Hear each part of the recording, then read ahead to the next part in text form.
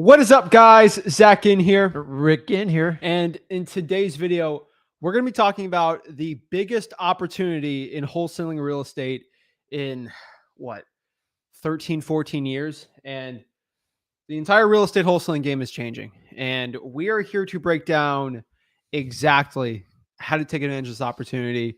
We are seeing real estate prices most likely in the future, you could say crashing, but going down at a good amount, more or less. And we're going to see, we're already seeing a ton of foreclosures coming in. We're seeing a lot of change in the real estate market. And in today's video, we're really breaking down the biggest opportunity we have for wholesaling real estate. So this is going to be exciting, right? Like, this is going to be very educational. There's nobody else in wholesaling real estate talking exactly what we're talking about today. And we're here to help a lot of people out because that's what we're here to do.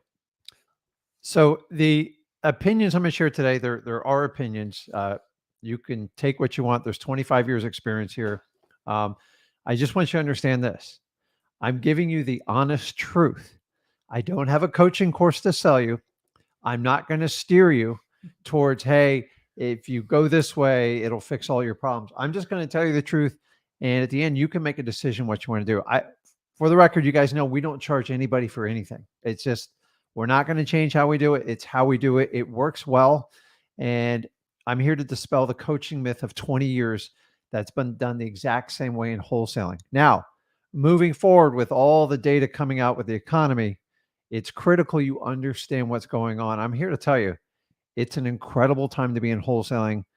You're going to get a lot of misinformation coming up here, and you got to find someone that's actually going to give you the truth, that doesn't have a secret agenda for you. I do not have a course. Actually, I have a course. It's 100% free. It's actually the largest wholesaling course by members in the entire country. First of all, it's free, but also gets results. Like, I think we posted, if you go to freewholesaling.com, just go to it, you'll probably see 80 testimonials. And by the way, we've never, ever solicited a testimonial. We don't say, hey, go there and do that. Hey, we say, listen, if you want to, great, share it with the group. We use it for inspiration, but we don't need testimonials. I know what I do works. And the fact I don't even charge you guys is amazing. We're trying to grow a legacy here and create the most like-minded group and help out as many people as possible. The whole idea is get you started in real estate investing. The best way to get started, everybody agrees, is wholesaling. The reality is you don't need to pay tens of thousands of dollars to figure this out. We're going to show you how to do it for free. And by the way, that is our primary business. It's not coaching. It's not churning students. It's actually doing wholesaling. Exactly. So we're going to break down exactly how to do it, guys. We see a market crash coming. We're not, this is our opinion, most likely, but prices will be going down. That is a guarantee. We're going to break down all the numbers. We're also going to break down, in our opinions, what markets. No other real estate channel does this, because guess who virtually wholesales for real?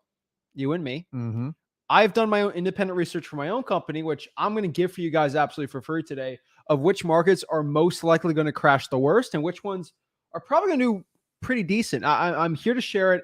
Like, we legit wholesale for real, and we're ready to go. If there's one thing before we get into it, you have to understand is, there's only, I could tell you straight up, over 1,000 subscribers, a YouTube channel about real estate wholesaling.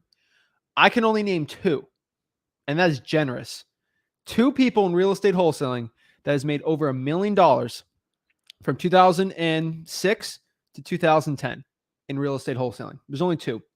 And the only one that doesn't sell a course over, let's say, $1,000 to be sweet, is Rick Ginn right here. And you probably haven't even heard the other person. So what I'm telling you right now is, the only person you should be understanding is people that have actually made millions of dollars. So I'll be straight up for you right now. I started this real estate business in 2016, 2017. I've only known an up market. I have learned from Rick Ginn, the best, and he's made millions of dollars during the real estate crash. We're actually very excited right now because we're probably going to make more money in the next year or two than I am in the past 5 years. And that is because we know exactly how to strike at this opportunity. We got a lot of cash ready. We don't go into our personal lives about our cash or investments, but like, we're ready to strike. We're excited. And the cool part is, you don't have to be rich or extremely experienced to go take this opportunity.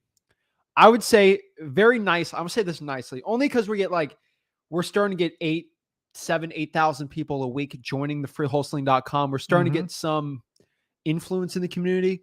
I would say less than 10% of the wholesaling real estate community watches at least one video we put out a week. So the cool part about this video is not a lot of people in the wholesaling community and large is going to see this video, which means if 5% of the real estate wholesaling community watches this video and knows what to do during a crash, guess what? You're gonna run laps around the 95% because the 95% are going to be using 2017 methods for now. How do you think we crush our market right now? Our competition does the guru methods that they taught in 2017, 2016, and we do 2022 stuff and we run laps. Imagine what it's going to be like. So no, here's what they do. They teach 2004 coaching techniques for 2016, 17 techniques. And to me, I've been pushing on this channel for a long time. I'm here to make a change in the coaching industry, and I'm hoping people will adopt our philosophy. It's not me against like gurus. Honestly, I don't care. I just feel like wholesaling is like learning your ABCs. If you get started, it shouldn't be $5,000, $10,000. And that is the primary difference of what I want you guys to understand. I'm not invited to events. You guys know I don't do masterminds. There's a reason, because me and Zach do completely opposite what everyone else does. Eventually, you're going to see I think in 5 years, everything you can see in wholesaling is basically going to be free on the internet. We're going to break it down. So guys, we want to just bless the industry right now and show you exactly step by step what to do during this real estate crash. Everyone and their mother is going to give their opinions. Everyone and their mother has done 0 real estate deals during a crash. And we're going to show you exactly what to do. 0. So this is exciting, guys. I don't do this. Everyone loves doing real estate videos, quote unquote, to scare you, right? That they want to scare you and then sell you a course. Yeah. What we do during crazy times in real estate, which we've done the past 2 years, and we're going to do it again. We'll get you interested in the topic, but we're not going to scare you and sell you a solution. No, we're going to show you something scary, and then we're going to ease the stress off of it and show you calmly how to do it so you're not stressed out during it. It's crazy. So we're going to break it down, guys. No one else is talking about this the way that we're doing it. No one knows how to do it the right way. And you are legitimately right now, if you're watching this, you are in a special place in wholesaling real estate, a live stream where we don't want your money. We're wanting to help, and we're going to give you information that no one else has done during a crash, and we're ready to go again. So here's a disclosure real quick. If you've made a deal or you've done a few deals in the last few years, then that's great. I'm not going to say it'll be easy for you, but you just got to have a little bit, a few more tools in your belt. And if you've never done a deal and you're scared to get started, great. You actually can have a better opportunity.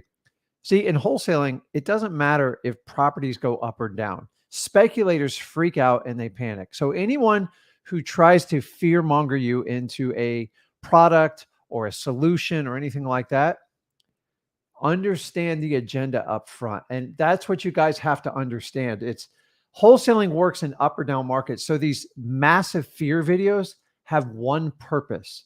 Use me. I'll guide you through it. I'll navigate you through this, even though I haven't been through it. There are some that have been through it, and I give them all the credit in the world. Two. But the reality is, you're going to be buried in fear. The fear videos will be released, probably coming tomorrow. There's no fear today. I'm telling you right now. There's not fear, just opportunity. And guess what? We're here to share it. So guys, let's break it down. We're not here to sell you anything. We're about to make a ton of money this year. I'm so excited. You should be like super, super excited. But guys, remember, there was opportunities in the 60s, the 70s, the 80s, the 90s, 2000, 10, 20. You're just part of the new wave. This is a cycle. It goes on forever. Enjoy it. Just learn the tools, and we're going to show you how to work through it. Do not buy into this fear stuff, because you are not a speculator being a wholesaler. You're smart. You're better than that. Do not buy into anybody's fear video. Find the opportunity and take advantage of it. And it's not hard. Let's get it, guys. So if you're ready to learn exactly what to do, the truth about this, and we got some. You want to release this? Where is going to be an intro? This is we have 2 terms on here which we've never said before, which the gurus are going to be mad. Should I go to Wikipedia right now? Oh, it's going to be fun, guys. I should have registered. Let's get it, guys. We're excited to break this. So if you're excited for this, do me a favor, smash that like button, hit that subscribe button, and get out of bed. Let's go. Woo!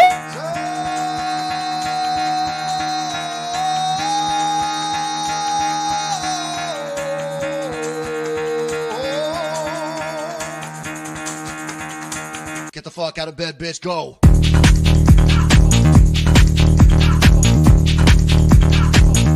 Get up, and get the guy go.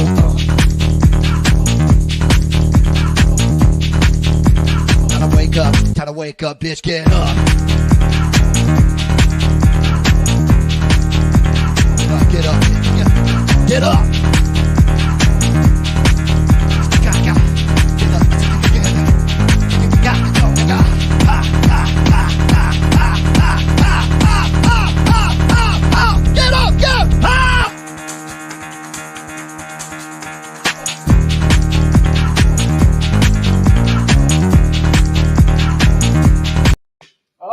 Snap. Look at the Let's dancing go. cat, man. Let's That go. is Jeremiah's the got Bob, his dude. cat. We're excited, guys. We're going to bring everyone on today. My but cat's I'm dead telling you, asleep. though, It's catnap. we're ready to go. So, guys, let's break it down. Like, we're not here to sugarcoat it. We're not here to make you feel good about something crazy. We're here to just give you the truth. It's crazy. No, It's the truth creates more controversy.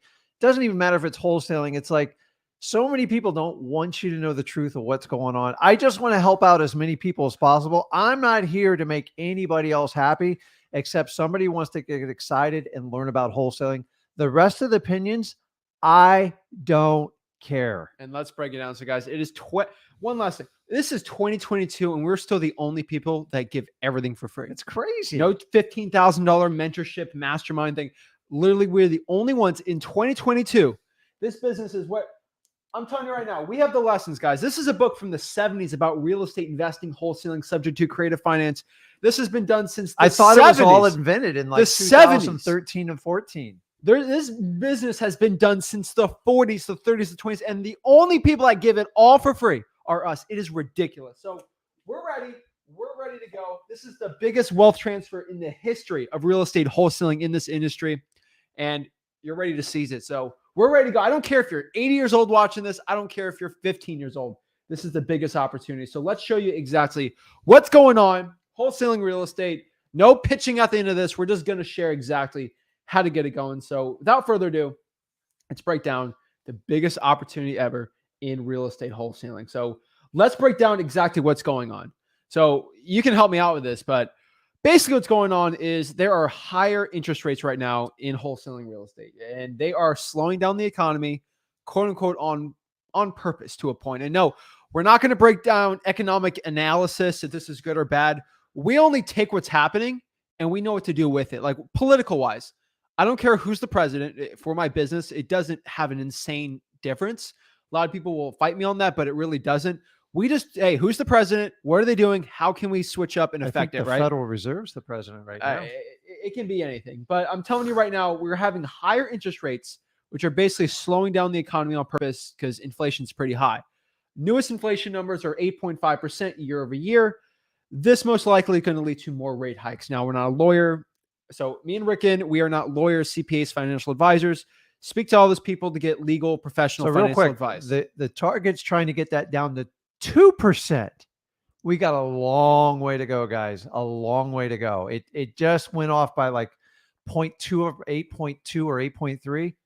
Gonna be a long ride. We got a lot. So I'm just letting you know, guys, there's going to be a lot of rate hikes. And here's the thing, like I've said just now, do I care about the rate hikes?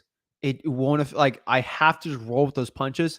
I'm not going to change. I'm not going to change. No say in it. So whatever I tell Jerome Powell, he ain't going to listen to me, right? So I tried calling him. Yeah, we tried calling. So we just have to know what's going to happen. So what I'm telling you is these gurus are in uncharted waters. They've never been in these waters before.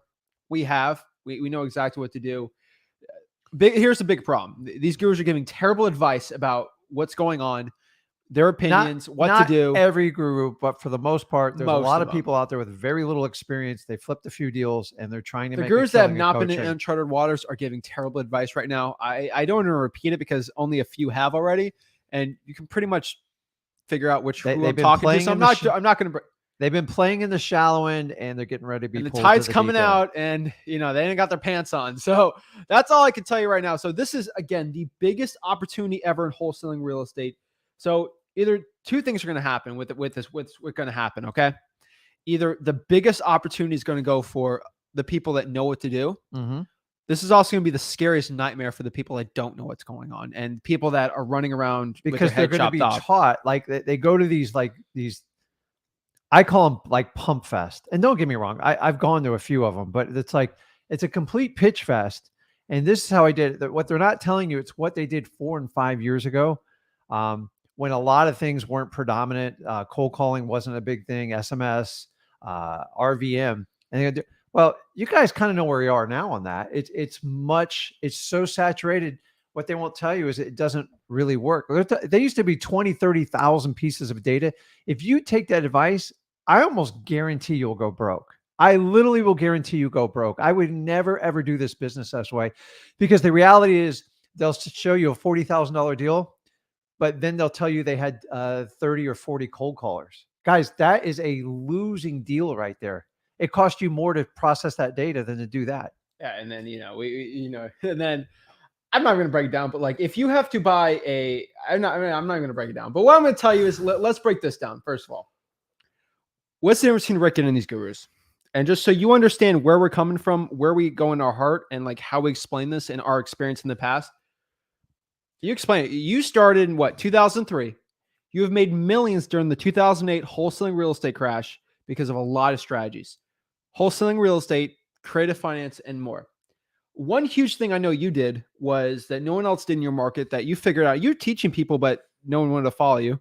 Was you wholesale short sales. And that was probably one of those ridiculous, insanely profitable things ever. It was insane. It's And a different honestly, time now, but I was, I tried the traditional ways and they weren't working. And that's where I go, okay, that's all we did was focus on solving problems. Everybody's house is upside down. How can we take advantage of this?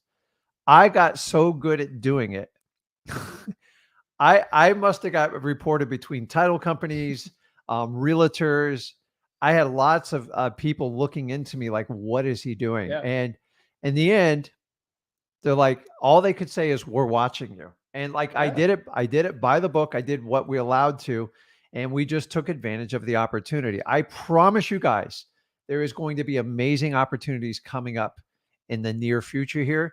And you got to be ready. There's always opportunity in every space you're in. It's just, can you identify the problem and can you help people solve their problems with your solutions?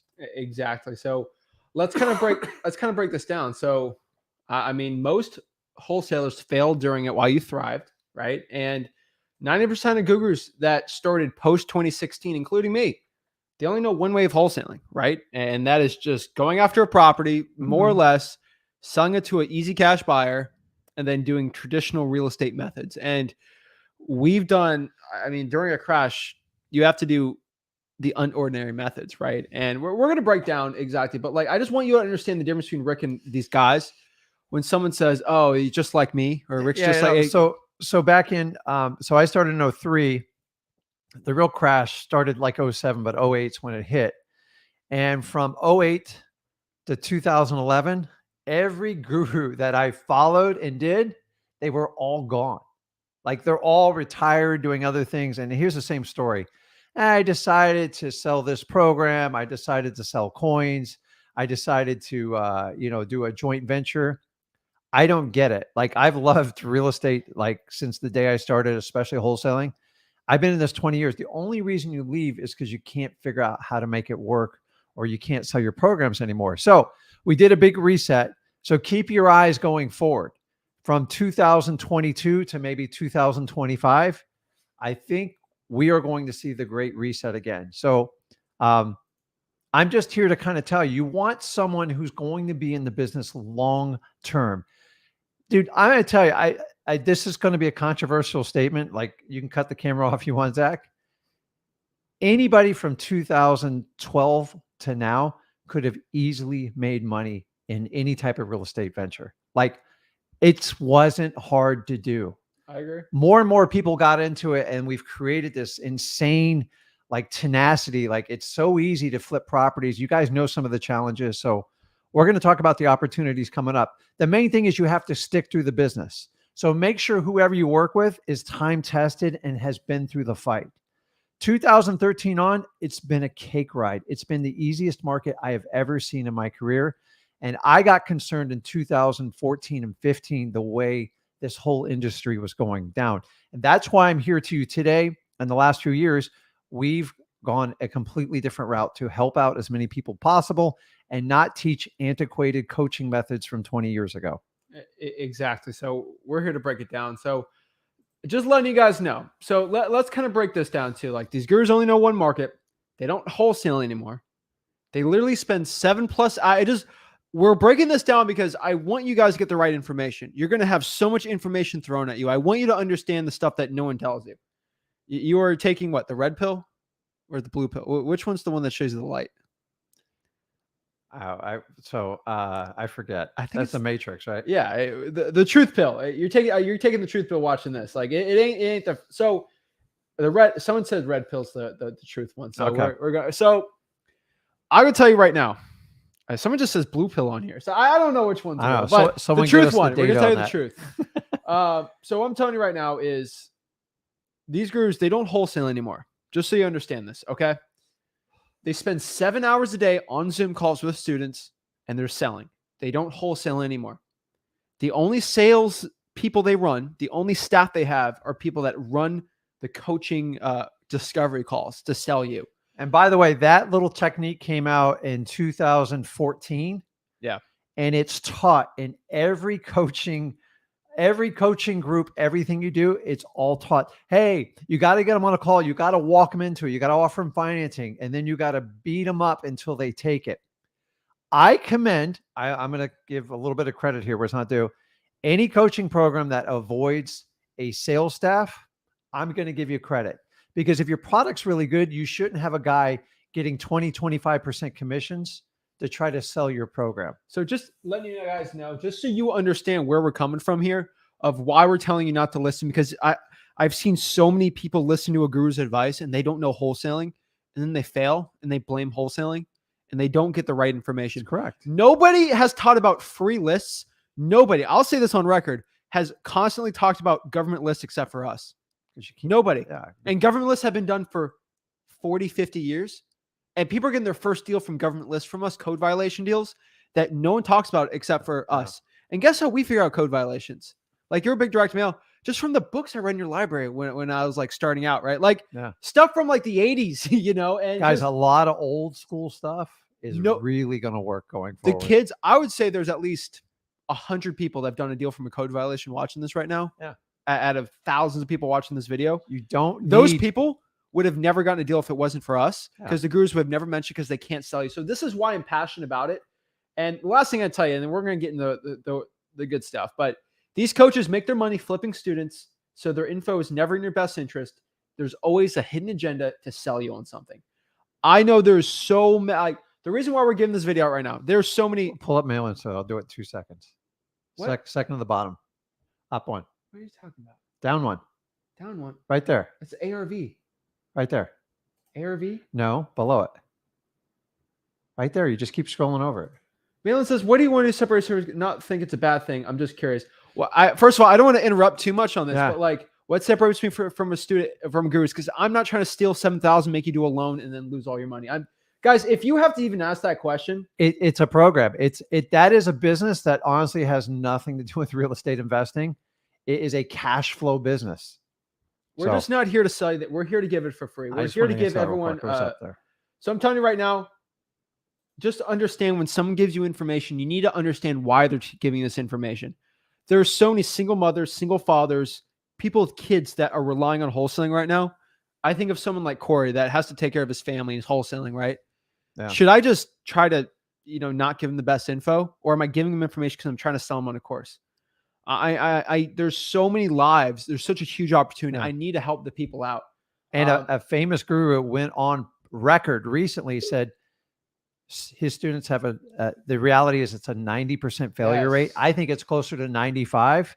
So that means every 100 students they signed up, 95 failed. Now, some of them, they don't take any action, but maybe they were pushed by a coach or a salesman. That's crazy. How can there be a 90 to 95% failure ratio? I don't understand that. Yes. So let's break this down here. So what I can see here is, I forgot to mention this. So just do this also. Think about in your head that 0 deals during a crash. Every YouTuber that's giving you information. You're going to get so much information. This is the only test you need to look at, okay? Has this coach done a deal during a market crash? A recession. A recession? The answer is 0, okay? Every word from a guru's mouth right now is going to be straight guessing on what to do during a crash. They've never done it. They don't know what to do, and they don't know how to do it in the future. Remember, guys, and I'm going to say this one last time. I'm getting a lot of trouble for this. Do not spend $8,000 to learn coaching, especially in a crashing economy. You have kids. You have to get an emergency fund. Things can happen in your life. You don't need to learn wholesaling for $8,000. You need to save your money up and use that for your marketing. That's going to give you the biggest, think about this. You got a kid, he's got $8,000, get the stuff for free versus paying $8,000 for this information. They're going to tell you to cold call. You got to be patient. Crazy stuff's happened in this market.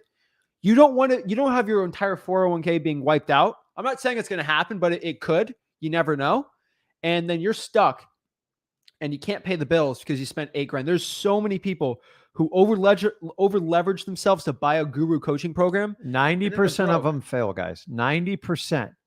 So that stat bothers me. I know it bothers other coaches and they don't feel good about what they're doing. This is the purpose of what we're trying to do here. If you are on a tight budget or a fixed income, or honestly, that $5,000 or $8,000 would be a stretch, you're absolutely, why would you pay someone? Because in the end, they're going to basically take a washed down version of what we did or whatever they do. And you're still going to have to do the same thing, even if you pay the money. Exactly. So if I'm going to give it to you free, like they go, hey, why are you taking money out of their pocket? I'm not taking money out of their pocket. I'm trying to help you guys out. I don't care what they think. End of story. So let's start breaking down exactly. Let's go. This real estate crash. So we're going to break down. Everyone's asking, oh, what are they talking about gurus? What are they talking about? Because I'm trying to tell you, you're going to get all this information and then you're going to start following 5 other people about the wholesaling information. And they're going to have 5 different people telling you 5 different things. And then they're all don't know what they're talking about. And then you're going to get screwed. Then you're going to go crying to me that you lost all your money on a program. I'm just trying to stop this. Sorry, Melanie, that you're upset, Aaron. I'm trying to share exactly what you have to understand to see what information is going to be good or bad. I don't care. So let's break it down. So let's go. And so these are the 3 cycles of wholesaling. We've basically, in historic for the past 100 years, there's only been 3 cycles for wholesaling real estate. Number 1, a growth cycle. That's basically every single person has mostly gone through since probably the past 8-ish years, 7 years, 10 years, 10 years to a point. It's been the growth cycle. This is a cycle where I was kind of talking about this the other day where real estate just goes up. You know, interest rates actually been going down more or less. Sometimes they go up or down, but mostly they're trending down. Growth is going up. Great. I mean, interest rates went to 0%, right? Then we have crashes, right? Crashes do not last nearly as long as growth, right? Exactly. But they could last years. Growth is usually decades, while crash is maybe a year or 2 years, right? Only really Rick's dealt with this. So just FYI, this is kind of what we're talking about today. Now, remember this too. There is another cycle that no one talks about, okay? And this is the no growth or crash. This is basically the standstill method. You've done this a couple times. This is kind of where real estate, it doesn't go up. It doesn't go down. It kind of stays the same more or less. And it's probably not the, it's the hardest. It's challenging. It's really challenging. So I'll give you a reference. The crash of 2008, by the time it hit, the statistical data is 18 months. So I'm here to tell you, whenever you decide the opportunity is, you're going to get like a year and a half out of this. It's not going to be a 5-6 year. I can't, honestly, I can't predict the future, but I'm here to tell you, I'm looking at some of the historical data, completely different world now, because you have inflation, a lot of things outside of it, but some people think, well, you know, the downside will be the same as it. No, it's not. Most crashes or corrections, they're not quick, but they never, if you look at the historical data, they don't last much past 2 years. There's some stuff that happened back in the 80s, but once again, in a completely different world than we're in now. I'm just telling you right now. So we are in a different world. So those are basically the 3 cycles. So let's break down exactly what's helped us currently today to become the best in our local market. And we've kind of broken down to really 3 things, more or less, that's given us the best success. First of all, what we do in our market is we do what other wholesalers don't do, right? We spend more time talking to sellers. We spend more time on rapport. Get very advanced marketing and very, very stacked and niche type lists. And that's helped us out the most. We know it's worked in our markets. We know the best markets. Like we know the best streets, cities, zips in our market. We have 20 plus years of experience in it. And that helps us out a lot. We're very niched down. We know exactly what works and what doesn't. And that's something that's going to work during a crash, right? Lastly, we flip real estate, not students. We've had some gurus in our market that have just gone MIA in our market. Gone. We keep Adios. We keep doing real estate. That's It's the only way to stay relevant to this business. Like it, you can be a coach, but eventually it's not like football or basketball. You actually have to keep current in what's going on in your business. Otherwise, a lot of the stuff you use doesn't really work anymore. Exactly. So we still make money no matter. This is where I'm going to just disarm the fear really quick. So remember, guys, we will still make money no matter what. During a crash, it stays the same. A growth. Remember, guys, this is an opportunity, not a problem. Because if this is a problem, I just try to scare you guys. This is an opportunity. Okay. What you should understand is the casual wholesaler will leave. The one that just saw me the other day and they don't want to like actually learn this business. They just want to make $1,000 and leave. That's a casual wholesaler. It's very similar to people that buy stock market crashes. I'm out. Yeah. People buy these specialized, I'm not going to use the phrase, then they're out. The same thing happens in wholesaling. And I'm fine with it. TNFs, like those type of people. It's called evolution. You weren't meant for this business in the first place. And you have to have a certain growth within you to stick it out. That goes with anything in life, Lowell. Most of the lessons you learn in wholesaling are going to relate to life. You got to be disciplined. Exactly. So just remember that, guys. And in this type of market, I've been preaching about this for years now. I've been warning everyone, but not like a scary warning, but this is the truth out here. But finding deals is going to be a lot easier. And that's something that might seem amazing for a lot of people, but remember the margins are going to go down. Like we're used to making $50K a deal. Yeah. We're recently just appraised on a deal where we're going to make 85 and it's closing. So it's like, okay, we're happy with that. Wholesale deal, guys. We didn't, very, very, very light rehab, like 7 days, like really minor stuff. You guys know I'm not a rehabber. That's a whole different business cycle, but we have been really, I'm going to tell you right now, we have been really spoiled with the margin over the last 3 years. Really spoiled. So just understand that maybe an $85,000 deal is going to be like a $40,000 deal for us. Yeah. It's not the end of the world, right? We're going to do, the cool part is we're going to have so many more deals. Okay. And I'm excited. So let's break this down. So remember, guys, crashes don't happen quick. And I think that's something that you have to understand. A real estate crash isn't going to happen in like 4 days, right? Crashes probably do happen quicker than historically before because of the internet, all that fun stuff, but they don't happen, especially in real estate. Stocks are different, right? But like stocks is instantaneously. Yes, but like real estate's very slow. It takes time for the data to come in. So a big key stat came out yesterday. Mortgage applications are down 74%. 74%. Okay. People now can afford a third less of a home than they did 2 months ago. So guys, this data will eventually wash into your market. The two key stats you can look for if you guys are associated with a realtor, you work with them, you get it from your realtor board is inventory level and days on market. Those are the key stats. Here's the challenge with it. To get this data is usually 2 to 3 months old. I've fought this argument for 20 years, and that's the problem. By the time you get the data, it's too late. So you have to stay way ahead of it and just try to get a pulse on your local market. Remember, my market is not exactly like your market. Some markets will get hit much harder than others. Only time's going to tell. We're going to share as much data with you cans today. Yeah, we got some great data. What you got to understand also is during a crash, it's going to take time. Just think about like, I don't want to sound like a conspiracy theorist here, but it's the truth.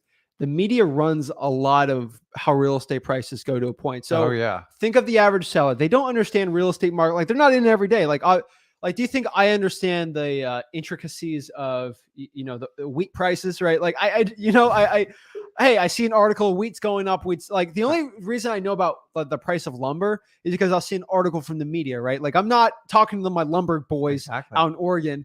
So same thing with real estate, right? So most people, the old days is, you used to go to a newspaper or watch a news program. Yeah. Now you guys are getting it in your social media feed. So it's much faster. Yeah. So it's a lot faster now. But for example, most sellers, they see articles about real estate is exploding, priced out of paradise, quote unquote. We see that all the time. It's everywhere. It's everywhere. Real estate's too high. We need rent control. Like, you guys hear it, right? Like, that's where a lot of it happens.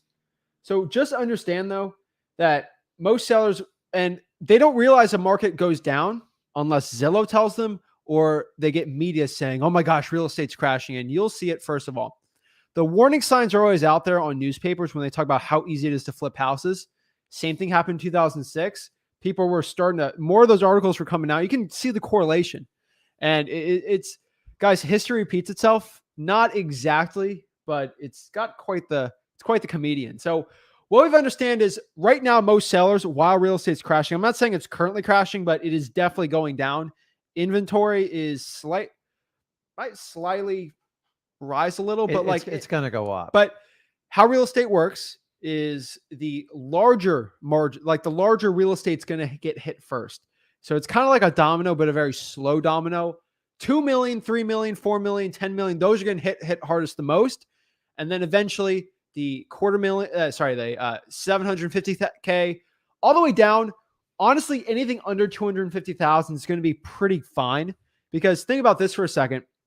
Just talking about the real estate market in general, just so I want everyone to understand what we're saying in general about real estate, because you're going to have sellers asking you, and then you're going to be educated on this. And I really want to get the best education out here for free.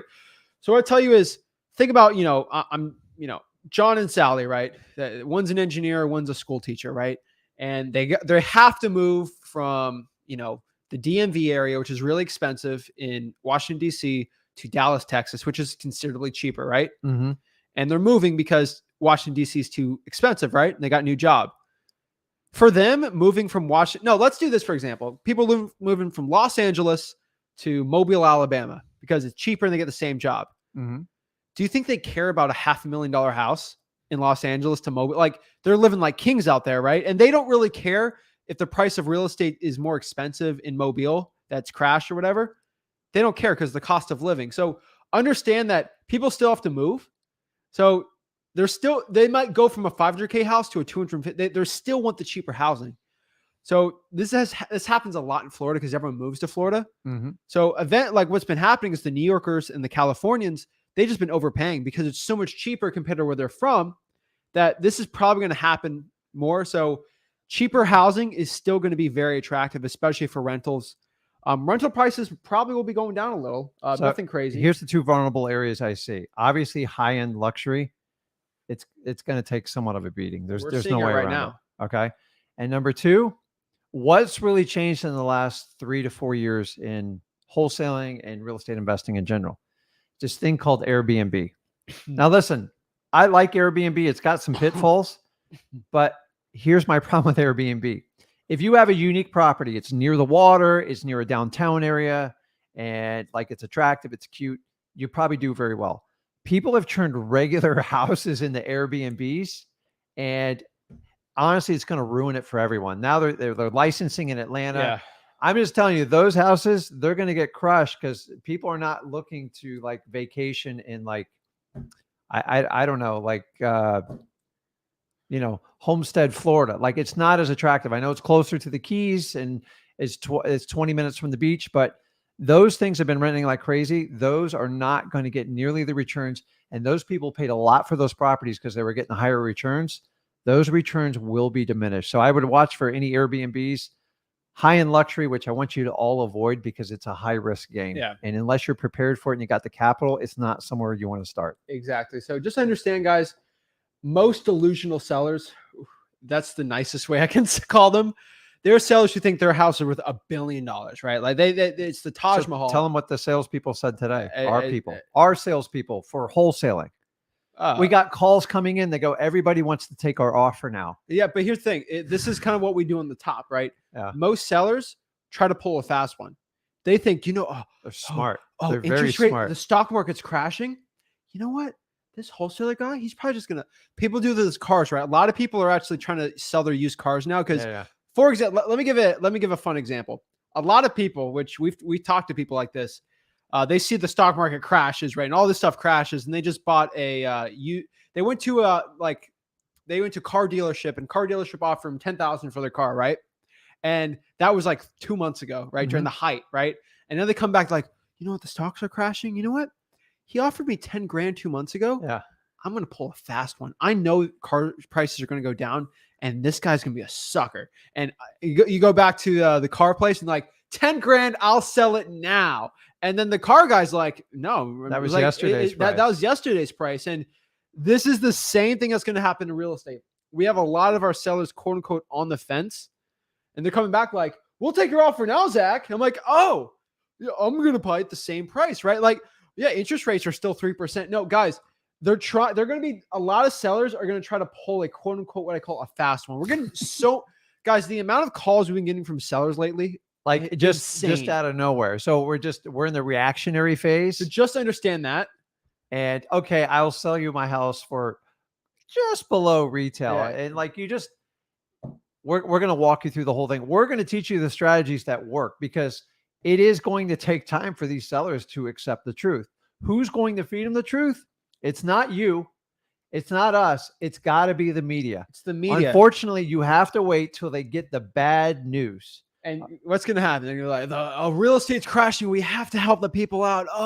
But guys, it's going to be painful because with this type of crash that's coming out, there ain't no stimulus that's going to help because the stimulus was actually part of the crash, but I'm not going to get it. I'm not going to break that down, but just understand. So the wholesaler without real good training, like having understanding market cycles, is going to take a strategy that they paid a guru for, and they think they're going to kill it for the next 2 or 3 months. I'm telling you, they're not going to be moving those properties. Your cash buyers are smart. They read data. They know what they're talking about. Know. The cash buyers are very smart. So just FYI, these cash buyers they're like the used car people. They're going to want lower prices. So obviously the seller's going to try to sell to you for their high price. Yeah. And then the cash buyer is going to lower price. Unless the margin works, you're going to have to understand. So just understand that. And keep in mind, sellers are going to try to hold you more accountable because they assume their contracts on flaky grounds because they're getting a high price. So it's important that you understand you have the right paperwork to get you through. Because if you miss an inspection period or something, don't be surprised if the seller tries to hold you accountable. You shouldn't enter contracts that you can't fulfill anyways. But I'm here to tell you, sellers are not going to be like, okay, they're not going to be getting multiple offers above yours anymore. Those days are over. Exactly. So just understand, guys, that like it's going to take at minimum this is if things go fast, which 2008, it was close to 6 to 12 months. Conservatively, if the media is a little faster, 4 to 6 months is probably for your delusional sellers for them to actually start getting the idea. Yeah. And that's when things sort of start to bottom out. So the period between growth and crash is probably the hardest because the seller, like, you know what's up. The cash buyer knows what's up, but the seller doesn't know what's up. Here's the most profitable part in wholesaling real estate. The most profitable market is when the seller thinks things are still bad, but you and the cash buyer know it's good. This was 2010 to 2012. That's the best margin, right? It's more like 2010 to 15. Yeah, but where the seller thinks real estate's just terrible, and then you think it's good and the cash buyer thinks. So it's an opposite flip, if that makes sense. So just understand, guys, if you want to do research, you have to understand what markets, especially when doing virtual, took the biggest dive in 2008. Mm-hmm. And those are going to most likely, just based on history, if real estate really crashed during that, it's probably going to crash again. And for example, like you look at like Austin, Texas, for example, it's not going to crash again, more or less, because there's a huge demand in Austin right now. So like, obviously you have to do your own pretty much. So guys, keep in mind to this, like everybody watching this live stream is, if you own a piece of real estate, how many of you put your net worth into the value of your own home? And if you know the market's struggling, the stock market, all other asset classes, precious metal, and you know the value of your real estate is going down, guess what? You are going to be more conservative in everything you do. Because if we feel like we're worth less, we make tighter decisions. And that's the mentality as sellers that you're going to be deal with for the next 6 to 12 months. And you have to understand that. Exactly. So let's break this down too. Let's break down exactly. So you can screenshot this, do whatever you want. These are basically articles from 2008. We've been really doing some independent research for y'all. These are basically the first year of wholesaling. This is basically after basically a year, 2007, 2008, just for an entire year, basically the biggest crashes. And obviously real estate kind of crashed a little more than this, but initially within a year, which I think we can kind of mix it up a little more, it has. So the literal worst market in the last crash was Cape Coral and Fort Myers. And that was kind of like what? Like the investor capital back then, right? That honestly, that was like guru central of two of the biggest gurus at the time. Yeah. Because I looked at a lot of their stuff, extremely expensive programs. I'm not like in shock because Cape Coral is kind of a newer community and there was a lot of new building going on there. That's probably not going to be the biggest one that's going to crash, but guys, look at here on the left too. These are the median home prices. Look at those. So just for example, obviously San Francisco and New York, kind of like when the panoramic hit, those hit because those are luxury markets and they got hit the worst, like kind of like what we said. But the coolest stuff, guys, is look at low home prices that crashed the most. So Saginaw, which I've never heard of Saginaw before. Let me look this up. Saginaw is in, lo and behold, Michigan. Yeah. That's very attractive. Real estate prices are low, and that crashed really hard. So some of these towns are like boom and bust type towns. We lived in Port St. Lucie where real estate market prices went down, what, 50, 60%? Yeah, but it's so a lot of these lists, there's like a minimum population. So to understand, housing. Miami, Fort Lauderdale, Miami Beach is technically part of our metropolitan area. And Port St. Lucie crashed 50, 60% while it was 32 because Miami, Fort Lauderdale still was attractive. So understand, these are just metro markets to look into. So if I looked into like, what is it? Like Sarasota, Bradenton, Venice, like Brandon, Florida is going to be in there. And that maybe crash the most. So do your independent research in your local market. So if I lived, for example, in Ocala, right? I'm going to go to the Marion County home values for the past 30 years and kind of look at what's going on and see what crashes the most. This is a general, like, just thing you should be looking at.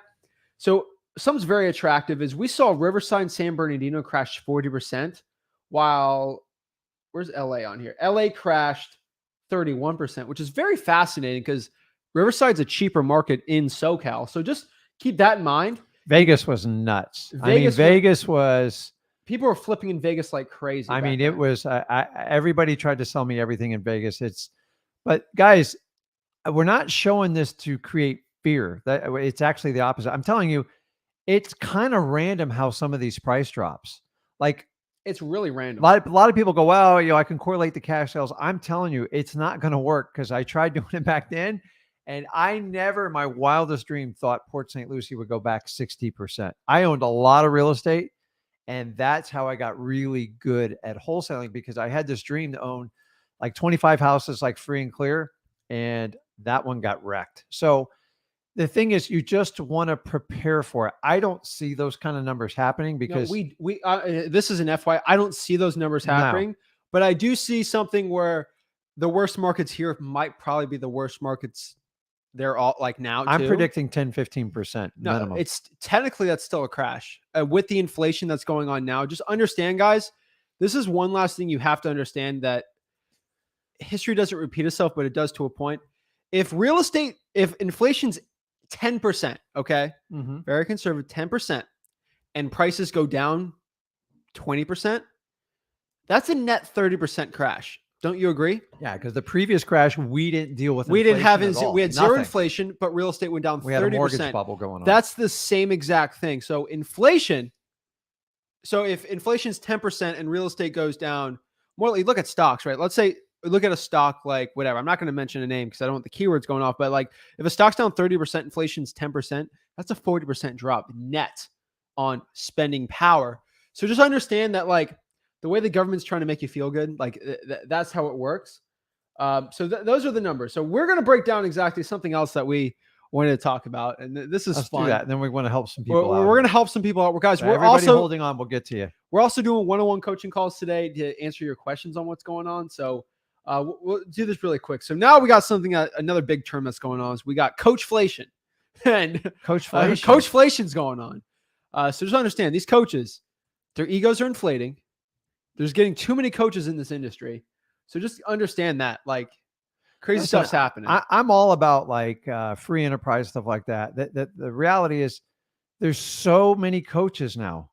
And I'm not even talking about just wholesaling. You got life coaches, this. I'm all about for everybody making things better. But if you're not running a stellar wholesale operation yourself, you shouldn't be teaching others. And honestly, I think everyone should have a minimum 10 years experience before you teach somebody something, because that's what truly makes you. You have to go through a lot of pain to help people out. You haven't seen pain. You've been doing this 2, 3, 4, 5 years because you don't understand the roadblocks that are going to come down the road. So here's the problem is, back when I started in wholesaling, the average coach was 20 grand. What I've seen prices as low as like $997 for a coach now. That's coachflation. It means there's too many coaches chasing too many few students. The reality is most of them at one point were a wholesaler. Someone introduced them to a conference or a coach of the coach and said, listen, I can show you how to make $1 million. You don't even have to leave your desk. And this is why we have that problem. Most coaches make 75% of their income from coaching. 75. Probably 90, but like, that's great. But like you guys have to understand that part of it. It is, I come back from the day where like, if you hired a coach 20 grand, it was like one-on-one, like you got some serious value with it. Now you're getting hundreds of people on a Zoom call and it's turn and burn. And they listen, I've never met a coach yet that did not burn out in this industry, because they'll say, oh, I gave it all. The problem is you took on too many students and there's a level of detail that has to be done. We break wholesaling down to its fundamentals and keep it simple for you and get rid of all the fluff. And I just give it to you for free, because at the end of the day, you're responsible for going out there and taking the action. And if you decide to spend marketing dollars, you can do it. You get a head start because you don't give me and Zach 5 grand. And that's why our students have success. That's the secret. The number one complaint when people buy a coaching program is, great, I gave you 5, 8 grand. I don't have any money for marketing. Well, you have to market to be successful in this business. Do you see how counterproductive that is? It's ridiculous. And guys, Exactly, yeah. You got to tighten up, man. Like everything's costs more. Milk costs more. There's like diapers are more expensive if you have kids. Buckle down, learn this business, get a skill set. And then as you grow, you can decide to scale your business and get help that way. Exactly. And the last one here is the great coaching crash. We'll explain this. A lot of people are going to pay 10 grand for a course anymore. Just FYI for everyone, because we like being right in the side of history. Yeah. We've been very right. When I said this summer, we're going to do a coaching, we're going to do a real estate wholesaling challenge. Just expect 4 other challenges to come out in the next week. And they all did. So I'm just telling you right now, we're going to announce this too. This is the great coaching crash. So we have coachflation, and then we have the coaching crash. These coaches aren't going to get their $10,000 courses from people anymore, because people actually need to provide for their families and save, right? Just FYI, guys, coaches they're going to be spending more time now because their courses, we've already crashed their course sales, just free content. This is going to hurt them a lot.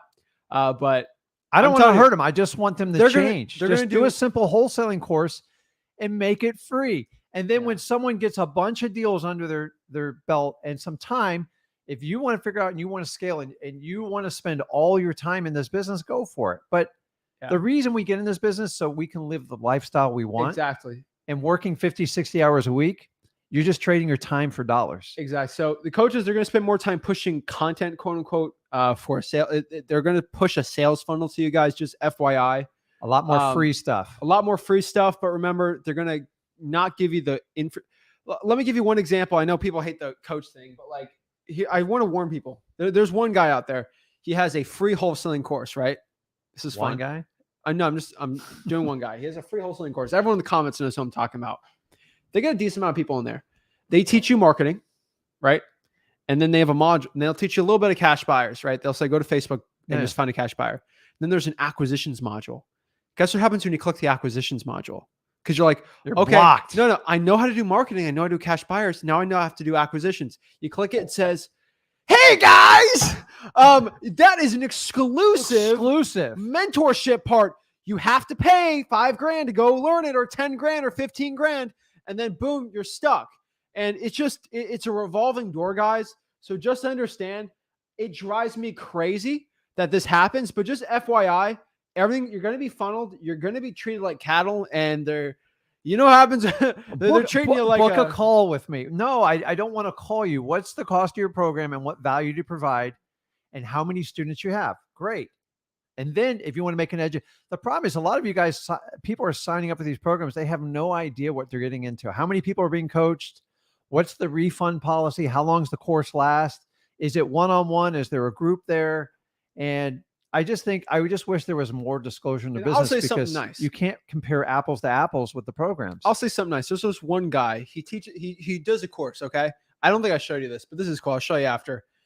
He did this, which I don't know. He's been listening to me. I don't know what's up, but a lot of people are listening. He has let's say $100 a month coaching program, right? And he screenshotted and sent it to people. This is very impressive. He showed how many people have paid. So how many successful purchases he's had, which is like, I don't know, 6,000. So 6,000 purchases of $100 because each one's like 12. So what is that? Like 600 students doing $100 a month to learn from him.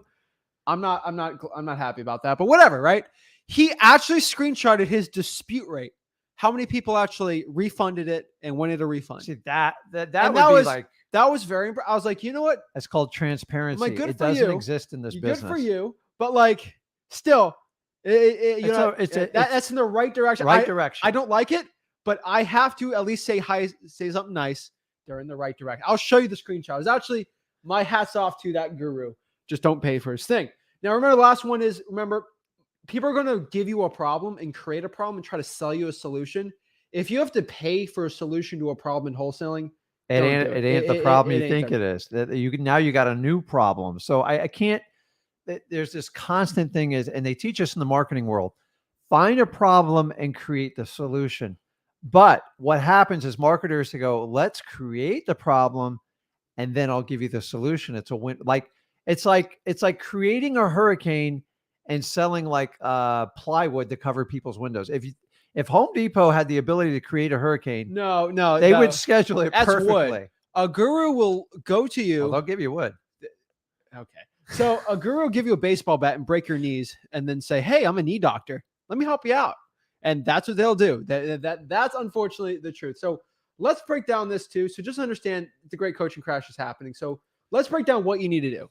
Now, first of all, this is a rapidly changing environment, right? We got new Fed rates coming out, June? I'm pretty sure. It feels like daily. So it's daily. So just understand that 7 to 8 hikes. We're here to break down everything you need about wholesaling. We're doing a free one-on-one calls today. You tell me what's going on in your business. I'll tell you. Everyone's kind of different to a point. Most of y'all out here need to do this though. Okay. You need to focus harder than ever on helping a seller out. Spend more time on rapport, more time on motivation. And to a point, if there's not motivation, it's probably not going to be a deal, but you need to work harder on helping a seller out. If they need to sell a house and they want too much for it, don't leave them, kick them to the curb. Help them out, because you're going to have to just help people out in this. Okay. There's a lot of opportunities, right? This is wholesaling video. There's a ton of creative financing opportunities. We're going to do probably more creative financing than ever on this channel in the coming months, just because of how the opportunity is coming for creative financing like you've never seen before. And we're happy to show you on that. And so we're also, this sounds very general, but it's true. You're going to have to triple down on your efforts on finding cash buyers and your marketing. And you guys, like, we teach you techniques. So you can use anyone's technique you want, but remember, quality over quantity. Your 5,000 cash buyers, they just got wiped out. It's over. A lot of them have. And most of them have been wiped out. Because a lot of them are going to say this. I'm telling you from experience, Rick, I'm sitting on the sideline because the real estate market's like a sharp falling knife. Until it bounces off the floor and gets some dullness, I'm not coming back. You're not hearing that right now, though. You'll be hearing that in the coming months. So I don't want everyone to be shocked and then coming and be like, oh my God, what do I do? You're watching this video and you're already calm because it hasn't happened yet. And it probably won't happen for a little bit, but at least you know. And hey, you know what? Maybe something miraculous happens and real estate goes up triple in the next month. Possibly, guys, right? It doesn't matter in wholesaling if it goes up or down. I've done this for 20 years. Listen to me. Do not focus. Be prepared for either way the market is, but don't get out of the business based on the temperature of the real estate market. You're running a business. You're not buying personal houses here. It's completely different. So let's break it down. So we're actually, I'm actually, we got some good comments too. So I'm excited. So let's break down the best lists and methods. You're going to find that we keep it simple, especially in this market. You're going to do the stuff that everyone's going to still be doing the big high equity lists, right? And high equity is going to be an interesting list.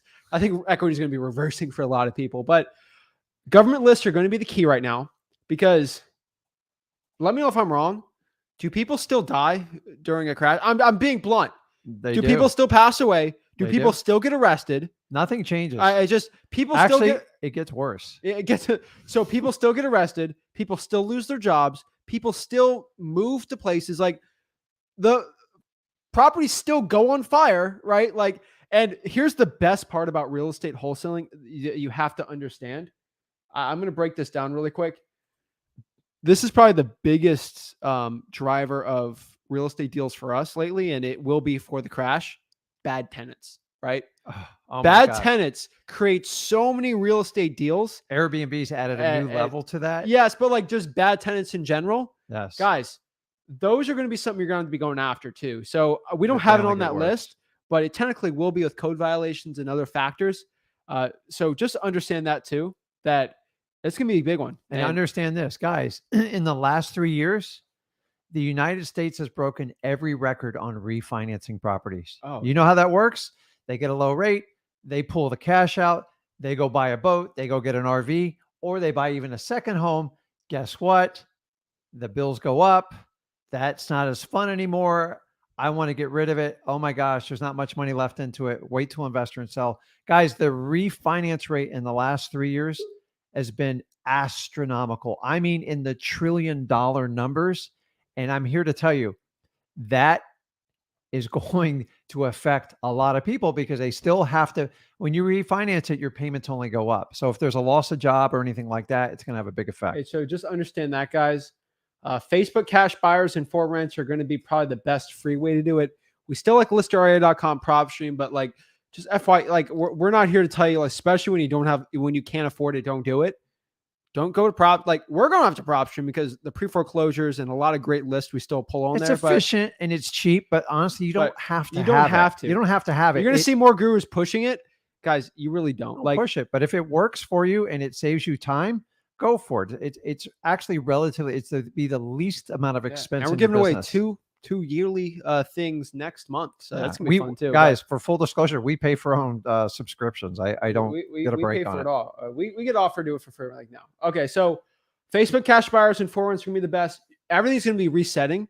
You're gonna have to just be more and more nice, and then you're gonna have to be just more following up with your cash buyers too. You're gonna have to be patient too. So the people calling you today, like our company got almost double the call volumes. Oh my gosh. I know we're not going to be able to, like, there might be 1 or 2 deals in there, but the follow-up for the next 6 months on those people is going to be the difference in how much money I make this year, as opposed to just writing those people off. We're so used to try to just grabbing the low-hanging fruit. So you're going to have to spend a little bit of time with these people, because they're not going to have nearly the options that they've had for the last really 5 to 7 years. That's it. So, honestly, cold calling and drawing for dollars and sticky notes are probably going to be your best bet right now. And in the future, especially in a harder market, probates, government lists, like cold calling, just a lot of people are going to be bare bones with this. And that's where we're just keeping it simple for now. You got to keep it as simple as possible. Follow up is everything, and quality of your leads and quality of your cash buyers. I can't stress this enough. You don't have time to burn through 10,000s of numbers. That program's going to be completely oversold. And I'm here to tell you, it's not going to work in this down market. Yes, exactly. You need brass tactic things to get deals flipped right now and prepare, because this has only become a slippery slope until they get, when you see inflation under control, then we can talk about some stabilization and recovery. But till then, I don't see this market getting better. Exactly. So let's get some questions. We'll do the one-on-one. So Cody's got a really good one here.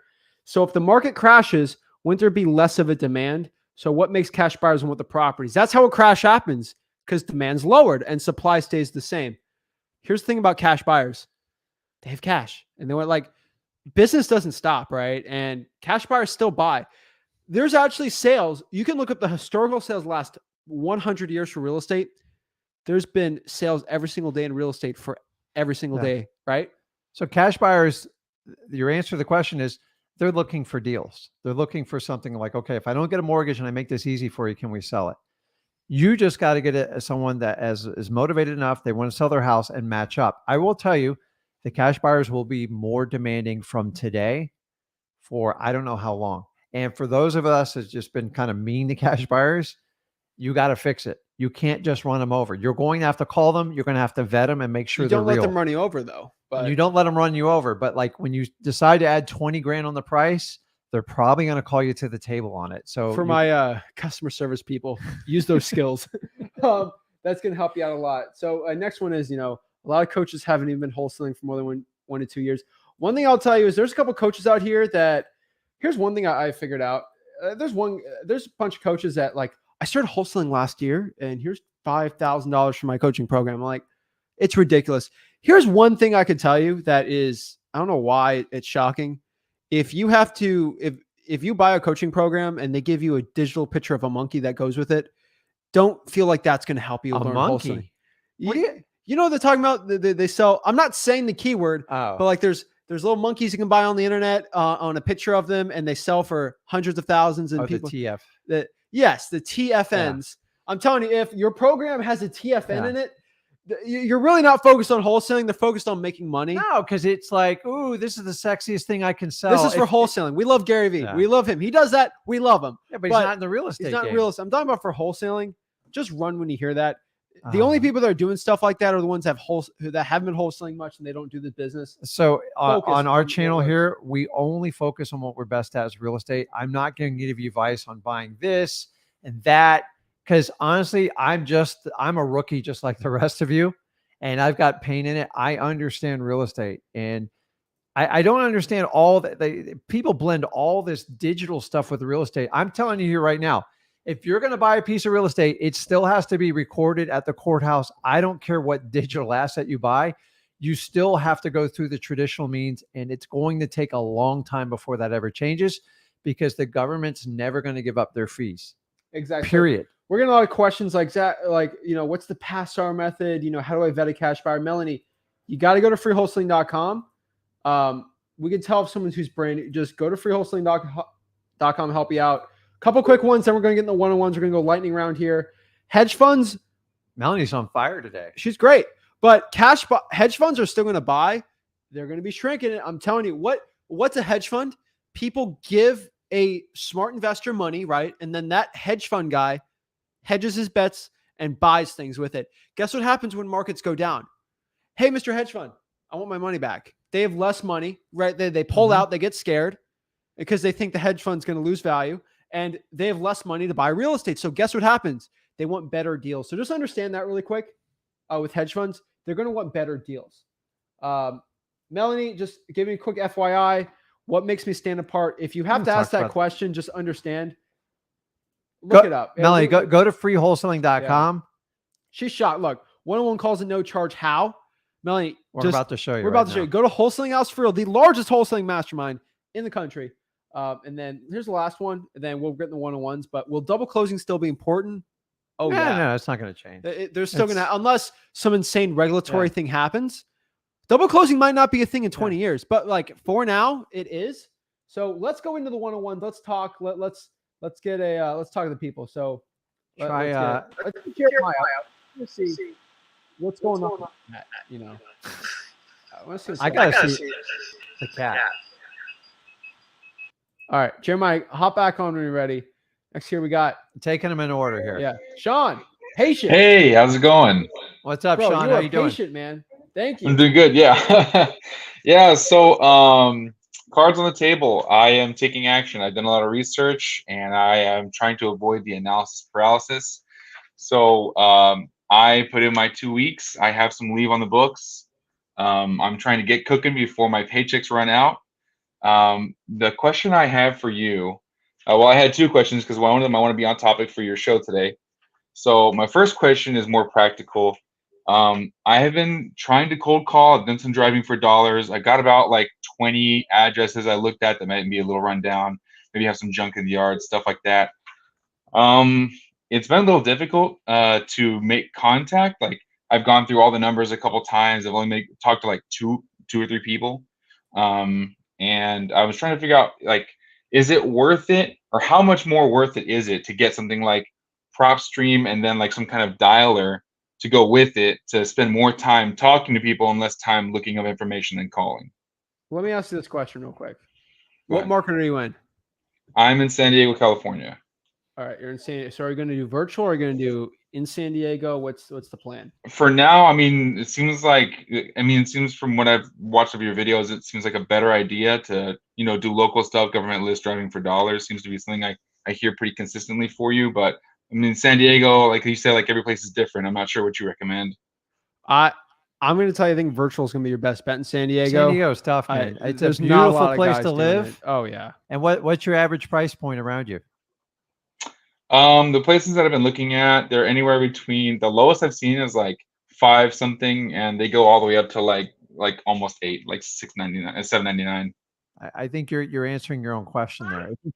The reality is, if you're in like downtown Manhattan, you're in Miami, SoCal, San Diego, Southern San California. The reality is, these are very established markets that have high demand, and it's just, they'll have a slight reduction in price, but mostly wealthy people move there. Let's be brutally honest. Like, well, we're not all wealthy here. I'll tell you that much. I know, but like, it's a lot of people can't afford to be. For the record, I'm not in San Diego City. I'm in San Diego County. The county is very large. It goes all the way up to Riverside, down to San Ysidro, out to almost El Centro. You got to look at price points around you and decide where there's opportunity. I always say, do your backyard. I don't even care if you're in downtown Manhattan, because you know the streets, you know the neighborhoods, you know the people. And every now and then a deal will just, if you do it long enough, I guarantee everybody on this, a deal will just fall in your lap because you're prepared. Because before, when someone goes, listen, I just want to sell my house, I want to move on, you're like, yeah, great, have fun. Now you're going to say, listen, well, tell me a little bit more about it, and you can go through it. But those deals are going to be far and few between. I'm just going to be honest, and I don't want you to spin your wheels on it. So you have to pick a virtual market. That's where a lot of tools like PropStream and Batch will help you out, because you don't have to get on a plane and look at everything and do everything. So it makes sense to do that. It's not a requirement, but you got to find a place that you can deal with. Places to start at is places maybe you went to school, places you lived at, places you have family. I'm kind of from here. Friends, anything like that, that's a big help. So I like honestly, what I tell you, when you're in crazy markets, I always tell people to do just do 50-50 approach. Put 50% of your time in a virtual market and 50% of your time in a local market. And you'll be surprised. You might be like, wow, I'll do an example, which one you probably shouldn't do. Nashville, Tennessee. Great state. Probably not the right city for virtual wholesaling right now. Like, wow, Nashville's amazing, right? I'd probably do like Chattanooga or something like that. But like wow, Chattanooga's like, I got like 2 deals in Chattanooga and I still can't get 1 deal in San Diego after like 4 or 5 months. That's why I think you do 50-50 approach. Yeah. And it's not that intense if you do the straight up government lists.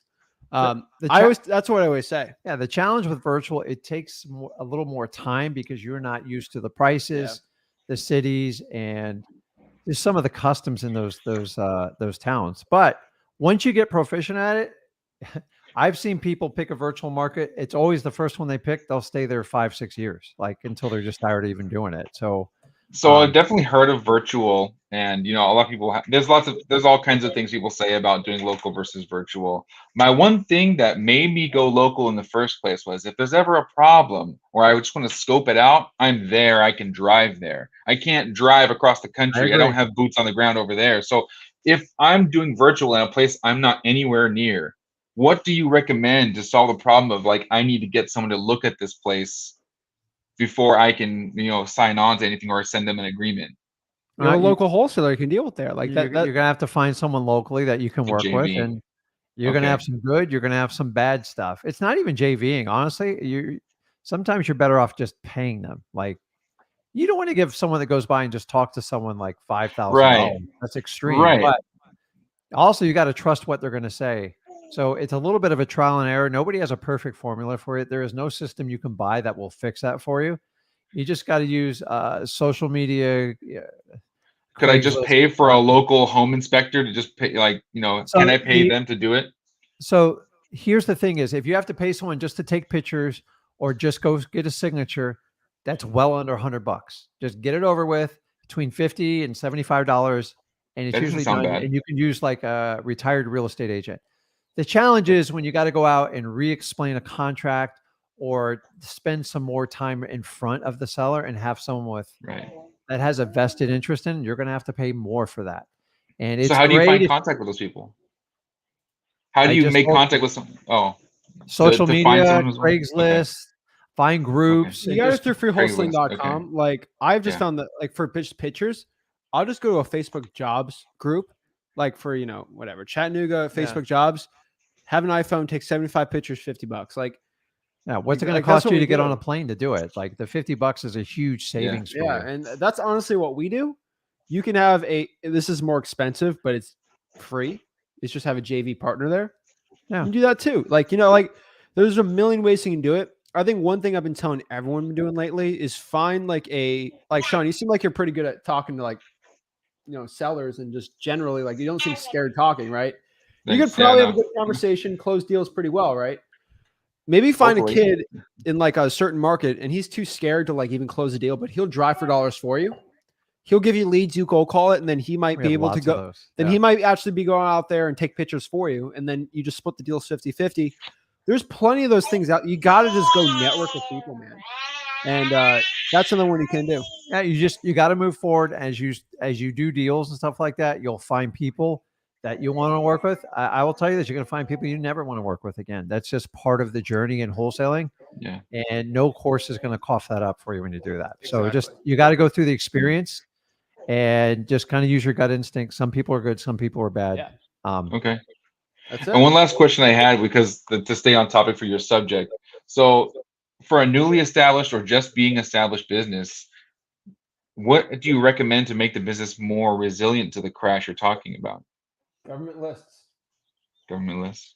Okay. Yeah, keep in mind, Sean, all you're trying to do is buy a house. Go accomplish that, sell the contract, and then you can go to step 2. Like, stop worrying about how you're going to grow your business, how you're going to be resilient. Go get a deal. Like, that's the problem is you're Okay. looking at such a long-term goal. Honestly, you got to get through the first 90 days. I'm trying to work on Because it. your confidence will build as you do it. Keep in mind, Sean, I did my first deal. I literally thought I was going to have a heart attack. I was so corporate minded. I went to college. I did everything my parents said. And I threw in the towel one day. I was miserable. And I can't take another day. And I had to work out of my corporate job because I had obligations. And I came up with a plan and I wildly exceeded my expectations. I was this close from not even being on this conversation with you because I almost stuck with the corporate job. I was making very good money. I just hated it.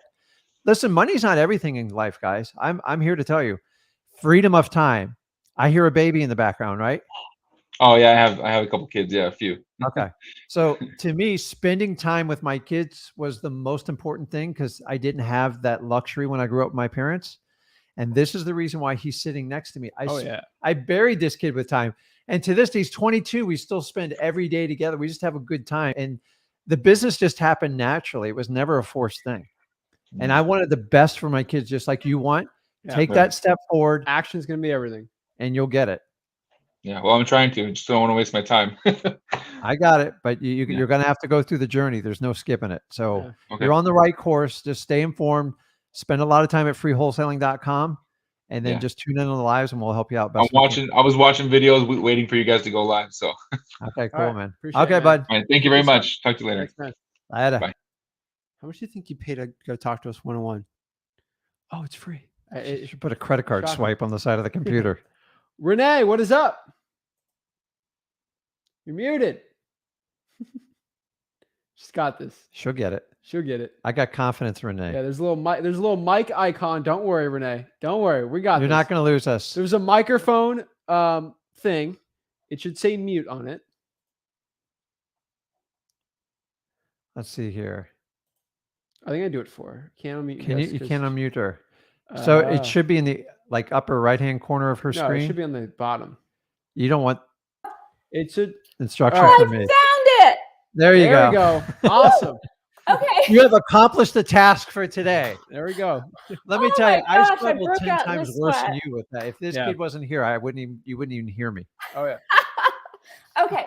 So I am so excited to have found you guys. Thank you for taking my call. I need direction on where and how to take my business. So I have past real estate experience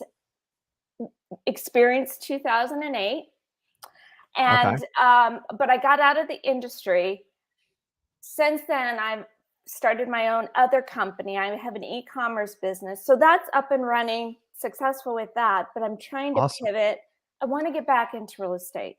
Okay. So I'm trying to pivot and manage my time because you only have so much time in a day.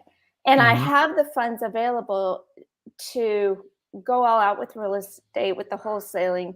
So I just don't know what avenue to take it. I'm in Phoenix. So I'm thinking virtual might be better than driving for dollars because I still have my other company to run. So I just need input on what you guys would think. So Phoenix is a weird one, right? Yes, it is.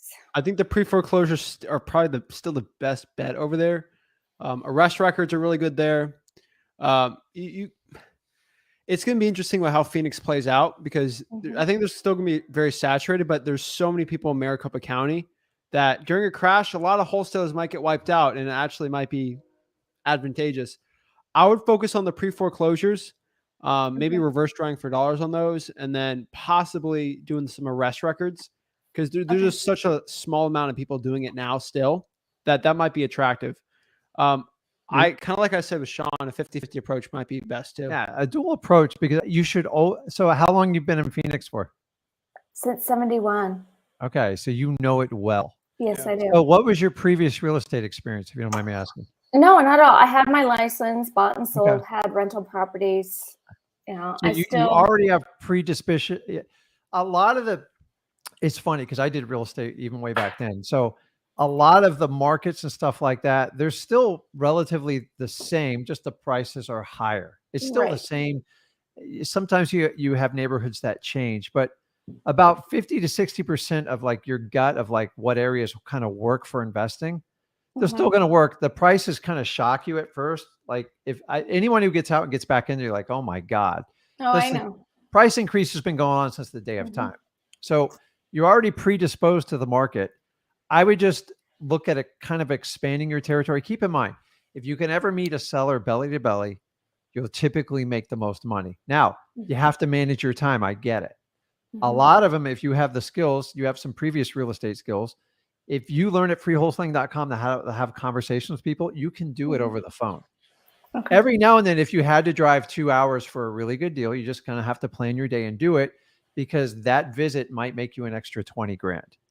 I don't want you to go visit someone for $1,000. It's just not, I don't even look at a deal under like 15, 20 grand, but I've been doing this 20 years too. In the beginning, I did whatever I had to do to like make wholesaling work. So let me ask you, so you decided not to go back to realtor route. What brought you into wholesaling? Well, I've always wanted to get back into real estate. I would love to do eventually flips and rentals again, but the wholesaling concept fascinates me. So, well, your timing couldn't be better, Renee, because you're about to have a major shift in the market. And if you understand, a lot of wholesalers are going to exit, especially Phoenix.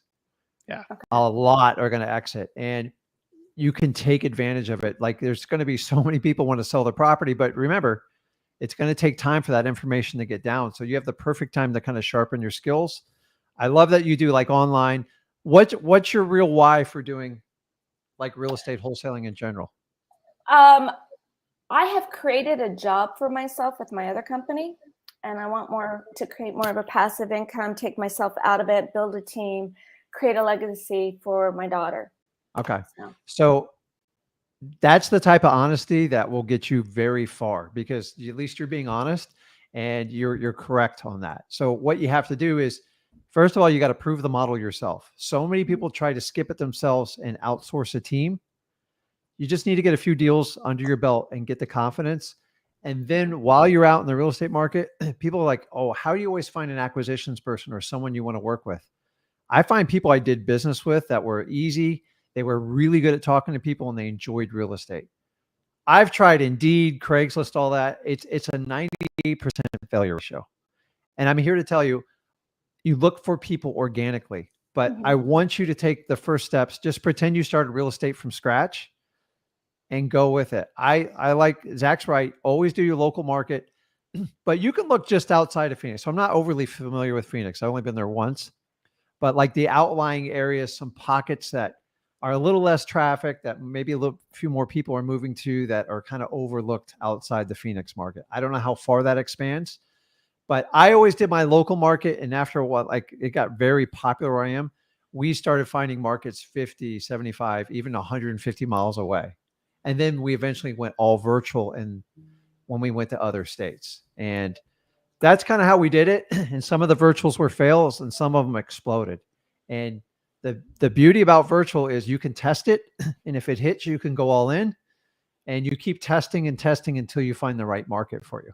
The right market is finding motivated sellers that you can get good deals on and easily sell the cash buyers. Remember, you have to leave a little bit more money on the table on virtual markets because you're not there and you don't know the market as well. But guys, listen to me. The one thing going forward in this market, you cannot ignore anymore for the last 5 to 7 years, most wholesalers ignored.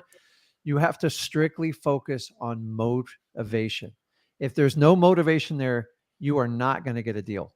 So in the last 5 years, you could get away with getting a slight reduction. Those days are over for now until we have the market, until inflation's under control. So you have to focus on people that are motivated. Probates, anybody on a code violation list, anyone who needs to sell, foreclosure, pre-foreclosure, they have to sell. They don't want to sell, they have to sell. Those are the only deals I'm buying going forward from today on. Actually, 2 months ago. So I hope that helps you.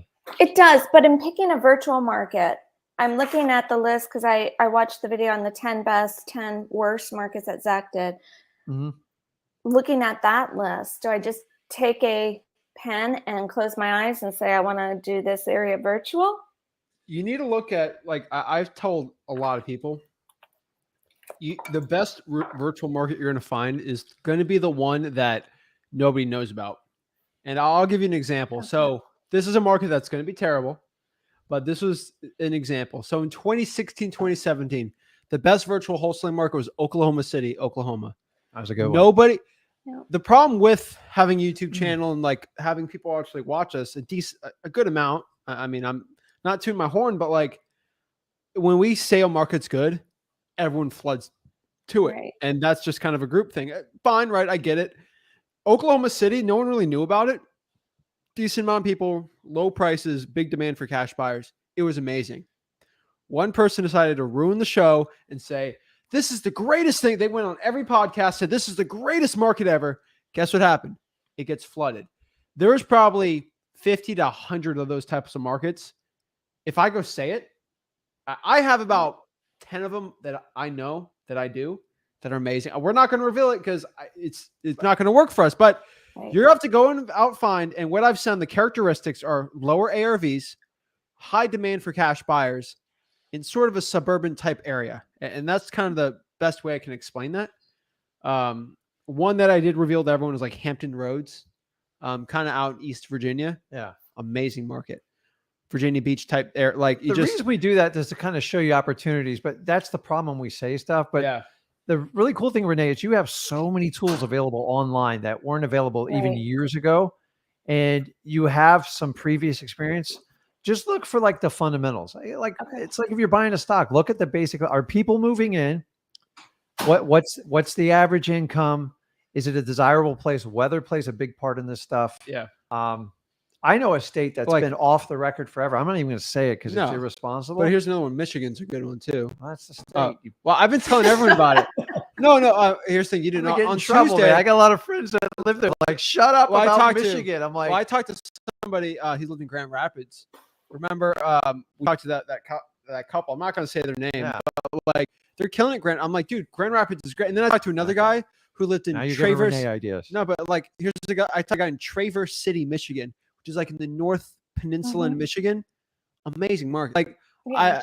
but I already revealed it there's Tuesday. $80,000 houses, and they're like an elderly Saginaw, population that's cashing out. What's that one that crashed 41% last time? Yeah. That's in Michigan. So like, there's a lot. Michigan's been a big secret. Look at that crash market and just kind of do like. Okay. But research. Michigan's very big. It's very spread out. Yeah. So the idea is like, you got to find like some outskirting areas. You're gonna like, there's a little bit of risk when you do virtual marketing. Like we've done virtual markets and they failed. You just test. I don't spend a ton of money. I test.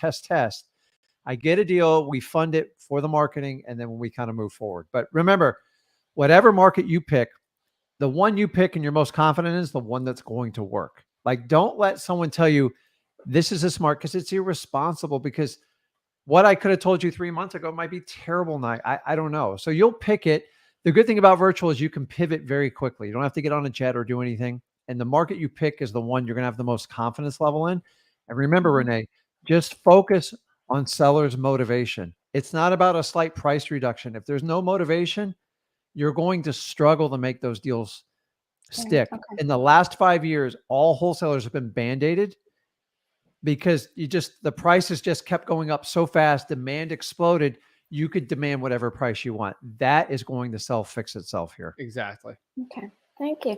And not to monopolize, but SMS, should I do a lot of SMS because of my time? It depends. Like Okay. you gotta choose. You gotta find your market. Okay. I've been preaching this like crazy. If you could find somebody who drive for dollars for free in a virtual market for you, and Oh then my you God. cold call it, that'd be the best one. And Renee, I'm going to let you in a little secret. I will tell you this. The guys, don't get upset when you hear this. Women in wholesaling, they're more effective. They just because it's less threatening. I can tell you, if a woman calls me, even on a sales call, I'm just a little bit nicer. It's just how I was raised. And like men, sometimes we're just so dominant and stupid, like you just get written off right away. So use it to your advantage. And All right. I'm just telling you, it's like in my opinion, there's not enough female wholesalers in this business. And like, honestly, it's all about the personal connection with sellers.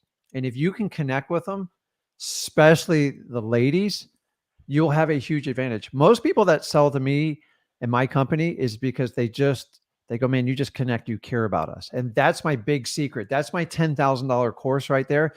If you can personally connect, it's absolutely amazing what you can do. And you're going to have that ability to do it virtually.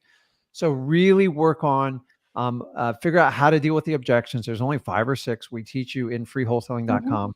And then you already have the natural ability to talk to people. You have a successful business. So let's create something where you can create a legacy. Your why is you want something that you can pass down and have somebody else do. Yes. And like this just happened naturally, because the reality is, how many kids you got? 1. Okay. Your kids do what you do.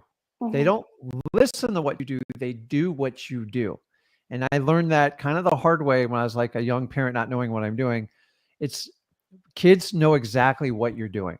You can tell them whatever you want. They know who you are. So I think you're taking a step in the right direction, and you're going to have to put some time in and balance your time. But I think you'll do just fine with what you're doing. And just don't buy into if you're going to buy into a coaching program, make sure it's something that you answered all the questions. How many students you got? How are you going to do that? I just don't think you need it. It's not, it's not complicated. It's really not. Yeah, don't buy for a program. So. Thank you both so very much. Awesome, Appreciate Renee. your time. Okay. We'll talk to you soon. Oh yeah. All right. Next we got Patricia. Come on, Patricia. Patricia, you there? We'll come back to Theo. Her. Hey, what's up? Theo's on here. What's up, man? I feel like Bob Barker sometimes. Right. First of all, thank you for what you guys do for everybody. Of course, man. So I just started the 90-day challenge, and since you have us doing so many probates, I've been watching the probate videos on the Flip with Rick free wholesaling thing, the course that you guys have. So I just have a few questions about that. You guys say that you have to network with an outside attorney. I was wondering why that is. Like, don't they already have an attorney if they're doing a probate deal? So the purpose of about the attorney. So it's kind of twofold. Number one is just familiarizing yourself with the probate process. And I don't want you to go out and hire an attorney to talk to them. It's expensive and they're not going to give you a lot of information. Most attorneys are tied to a title company. And the more that you can get familiar with their terminology, remember, every state's a little bit different. Like how we do it in Florida. Where are you located? I'm in New York City, so yeah, Okay. I'm gonna be doing virtual. I know. So you need to be familiar with the state you kind of operate in. So it's important for you to get a relationship with a title company. The second part of it is when you run up against the challenge, someone's going to ask you a crazy probate question. And I'm here to tell you, I've been doing probates almost 9 years now, like full time. And I still get questions. I'm like, you know what? That's a good question. I go, let me get somebody on my team and I will get you a correct answer. You can't lie to people because they will see through it. So especially beginning, you're not going to know a lot of the answers, and you got to reach out to somebody that actually has the skill set to give a confident answer so you can help people out. So many people think in wholesaling you can just lie and like BS people. I'm just telling you, people read through it. They know when you're lying. So I always told you, you don't need to know everything in wholesaling, but you need to have connections with people that can help you answer questions. The good news is most title companies are tied with some type of attorney. All title companies are familiar how probates operate in your state. And a title company will probably answer about 75% of your questions. So use that one first. If you can develop a relationship with a probate attorney, he'll help answer detailed questions, help facilitate any complicated closings you have with probates, because sometimes there's lots of errors and there's lots of people that have to be talked to. And here's the little secret is sometimes attorneys want to speak to attorneys. They don't like speaking to like people like you and me because they think we're just regular Joe wholesalers. Like it is what it is. The last one is if you do enough deals over time with a probate attorney, they will call you, go, listen, I got this guy who wants to sell a property. They need a cash buyer. It's a problem. I need to get my bill paid. Can you help me out? My favorite call in the world. The only way you're going to do that is by networking with them. So you got to do it naturally. You can't go in and schedule an appointment. The easiest way is start with your title company and work it backwards from there. Does that help? Yeah, that helps. How many attorneys do you recommend I network with? For example, like in one state? Well, I mean, start with one, like make some phone calls. So the best way is start with your title company, and either they'll have an attorney. A lot of title companies are owned by attorneys, or they'll refer you to an attorney and they'll probably do like a 10, 15-minute call for you for free. But just be respectful of their time and try to use the title company as a crutch as much as you can before you have to tax the attorney. And usually if you're doing a closing, that attorney will then give you the attention you need, especially for a probate. So cold calling attorneys, I'm going to tell you, it's brutal. Like you're not going to get through. I've tried this approach. There's huge gatekeepers. There's a receptionist. You're not getting through unless you're paying a retainer fee. Right. So start with the title companies and work your way back. Okay. I think I had just one more question about so since the 90-day challenge is so like probate heavy, do you how do you think I should go about like with the markets and stuff? Should I just go county by county, or should I just do like try to find my own markets? Find your own virtual market. I consider the challenge to be probate light, considering what we do. I call it probate light. Well, I'm replacing all the driving for dollars with probate since I'm virtual. Deal with so code violations, man. It doesn't matter. So Okay. I would stick to a virtual market and just work on that one, man. Like you get plenty of government lists to be pulling there. Okay, so just start with one market. Yeah. Okay. Oh yeah, there's plenty of money in like one market. Yeah, you got to focus because you're new at this, and if you start doing like multiple states, different laws, different techniques, it's just easier to kind of dive in one, get a deal out of that, and then you can make a decision if you want to branch off. But guys, I'm telling you, having 5, 6, 7 virtual markets, it's harder than you think it is. Like, so don't make it harder. Remember, simplicity rules. Simplicity scales, complexity fails. Yeah. So if you're laser focused and like do that, and don't try 300 like marketing mediums. Pick a few because you need volume, and then just learn how to have conversations with people. And remember, you're not going to have the answer for everybody. Like that's one of the biggest things that stops people wholesaling. You don't need to know everything. I'm going to tell you, I did my first 3 deals.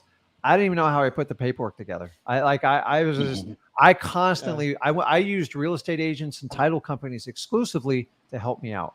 Exactly. So you don't need to know everything. I would pick one market, and pick the channels that resonate with you, and then just take a ton of action on it. All right. Okay. Thank you, Okay, guys. bud. That was the question I had. So once again, thank you for everything You you got guys it, do. Theo. Yeah. And Okay, good luck bud. to the Heat tonight, right? Oh yeah, man. That we got to take it down, dude. No Oh, yeah. game 7, man. We got this. You have to. Jimmy All right. buckets. See you Jimmy guys next week. buckets. All right, see you, man. Love that guy. Oh, I love him. Are you kidding me? Hello. Hi, hello. What's up?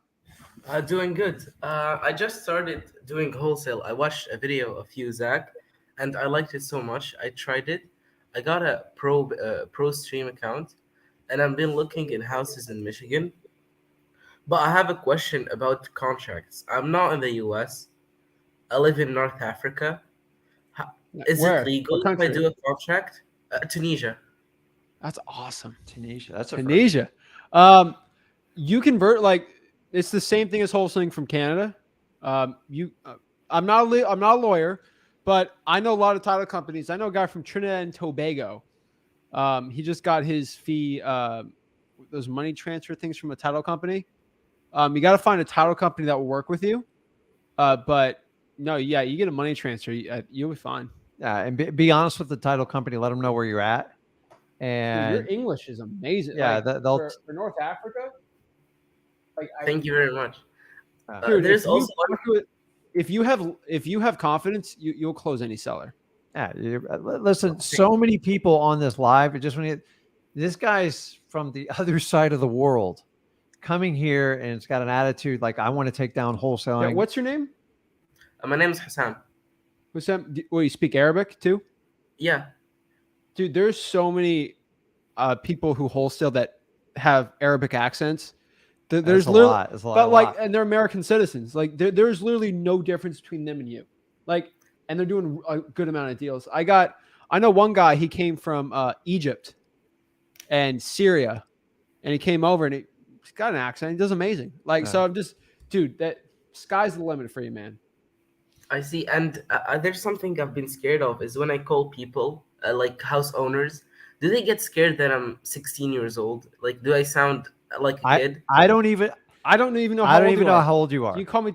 You'd be 25. You could be 4. I Like, I'd assume in your mid-20s based on what I just heard.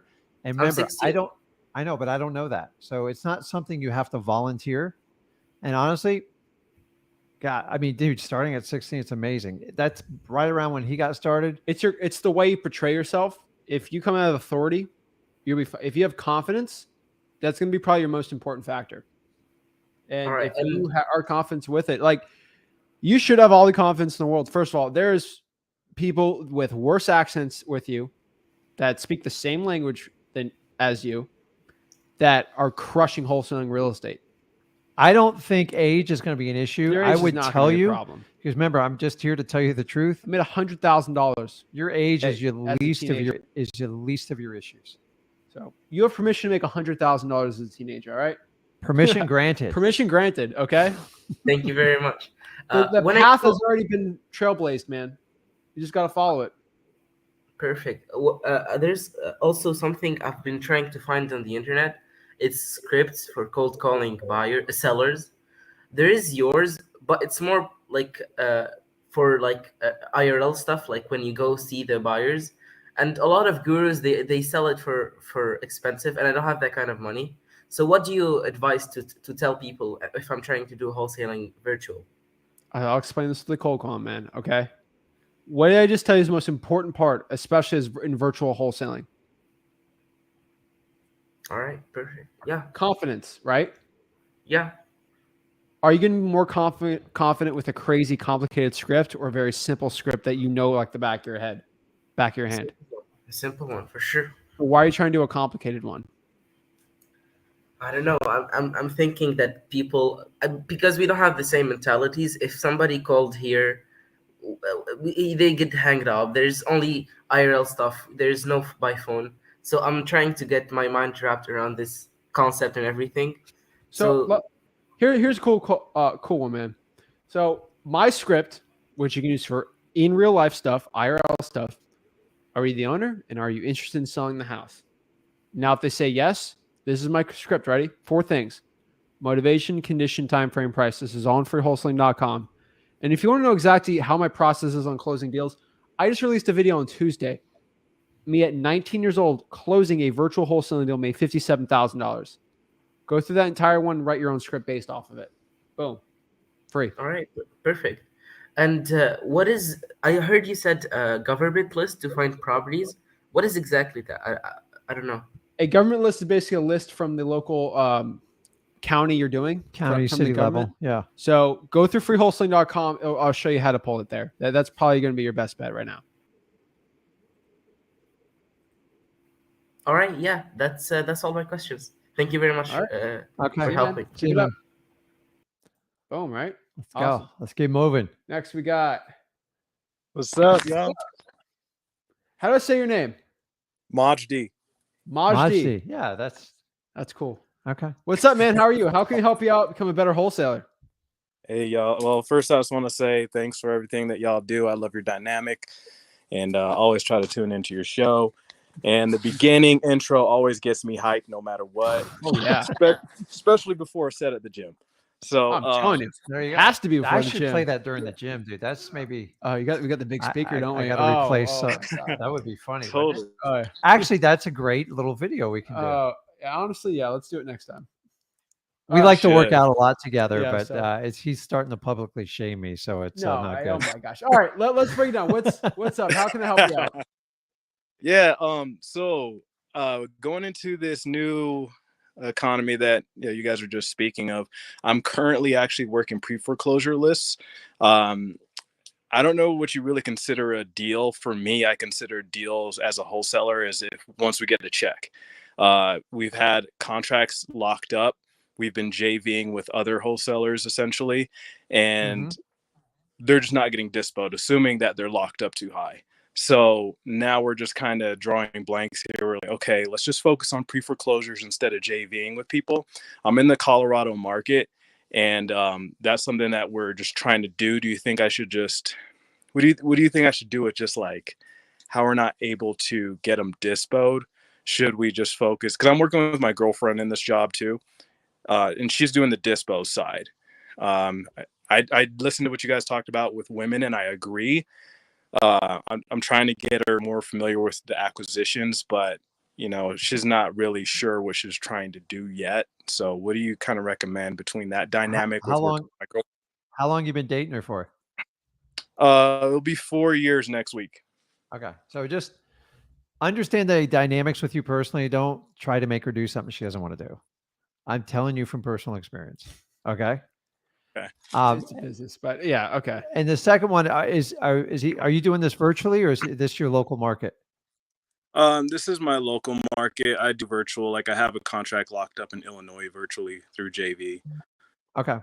So so the problem with virtual is getting the price right, like finding out like, okay, what's the right now? Dispositions is rarely ever the problem. Like, because your disposition person can say, Majid, it's just too high of a price. I can't move it.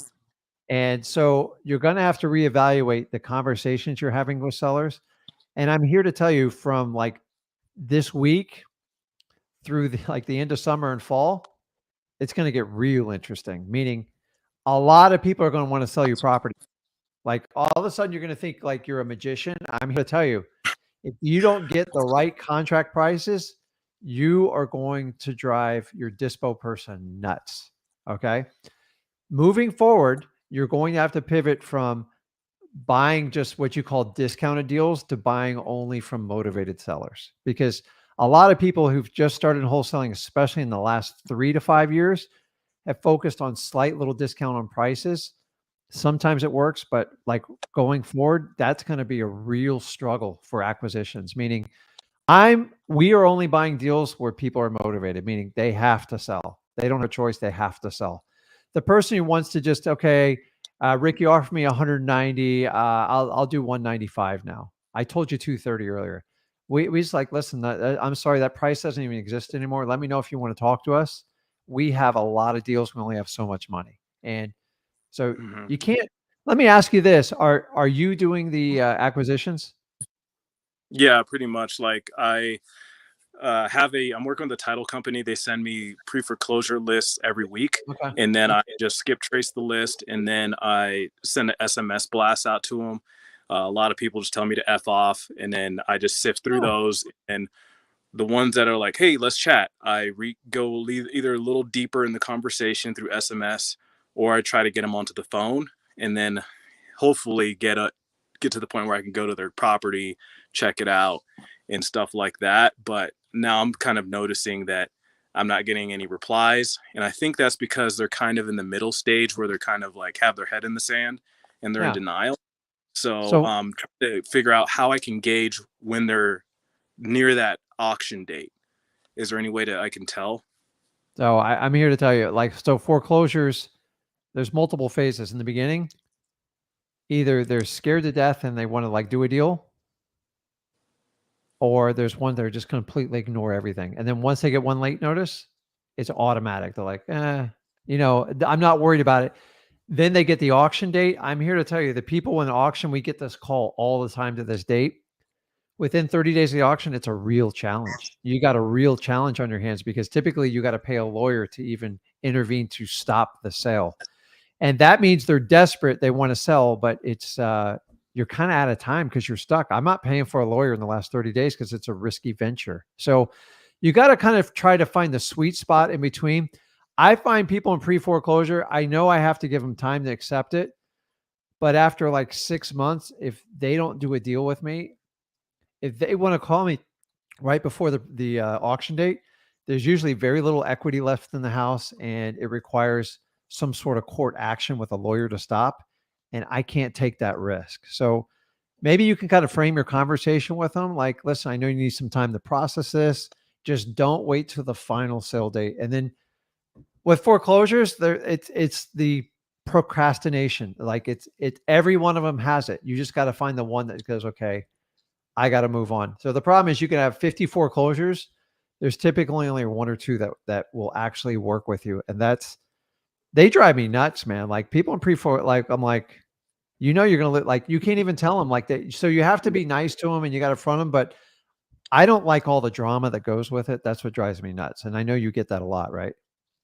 Oh, here's the reason I can't pay my mortgage and that. Just like, listen, and just do a consistent patterning, following up with them.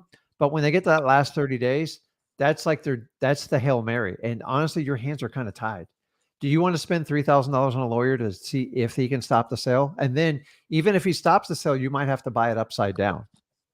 And like, remember, if they're in foreclosure for a year, all those charges, all the attorney's fees just adds on to the entire bill.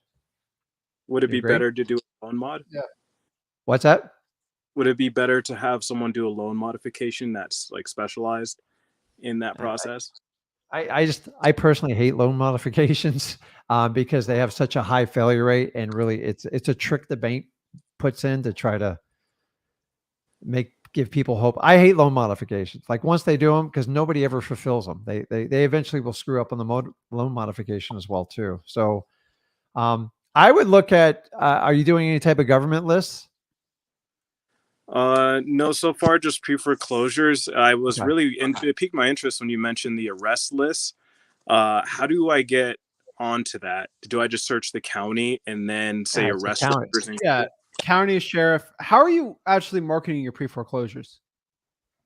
I just market them on Facebook groups mostly, and then I have a few.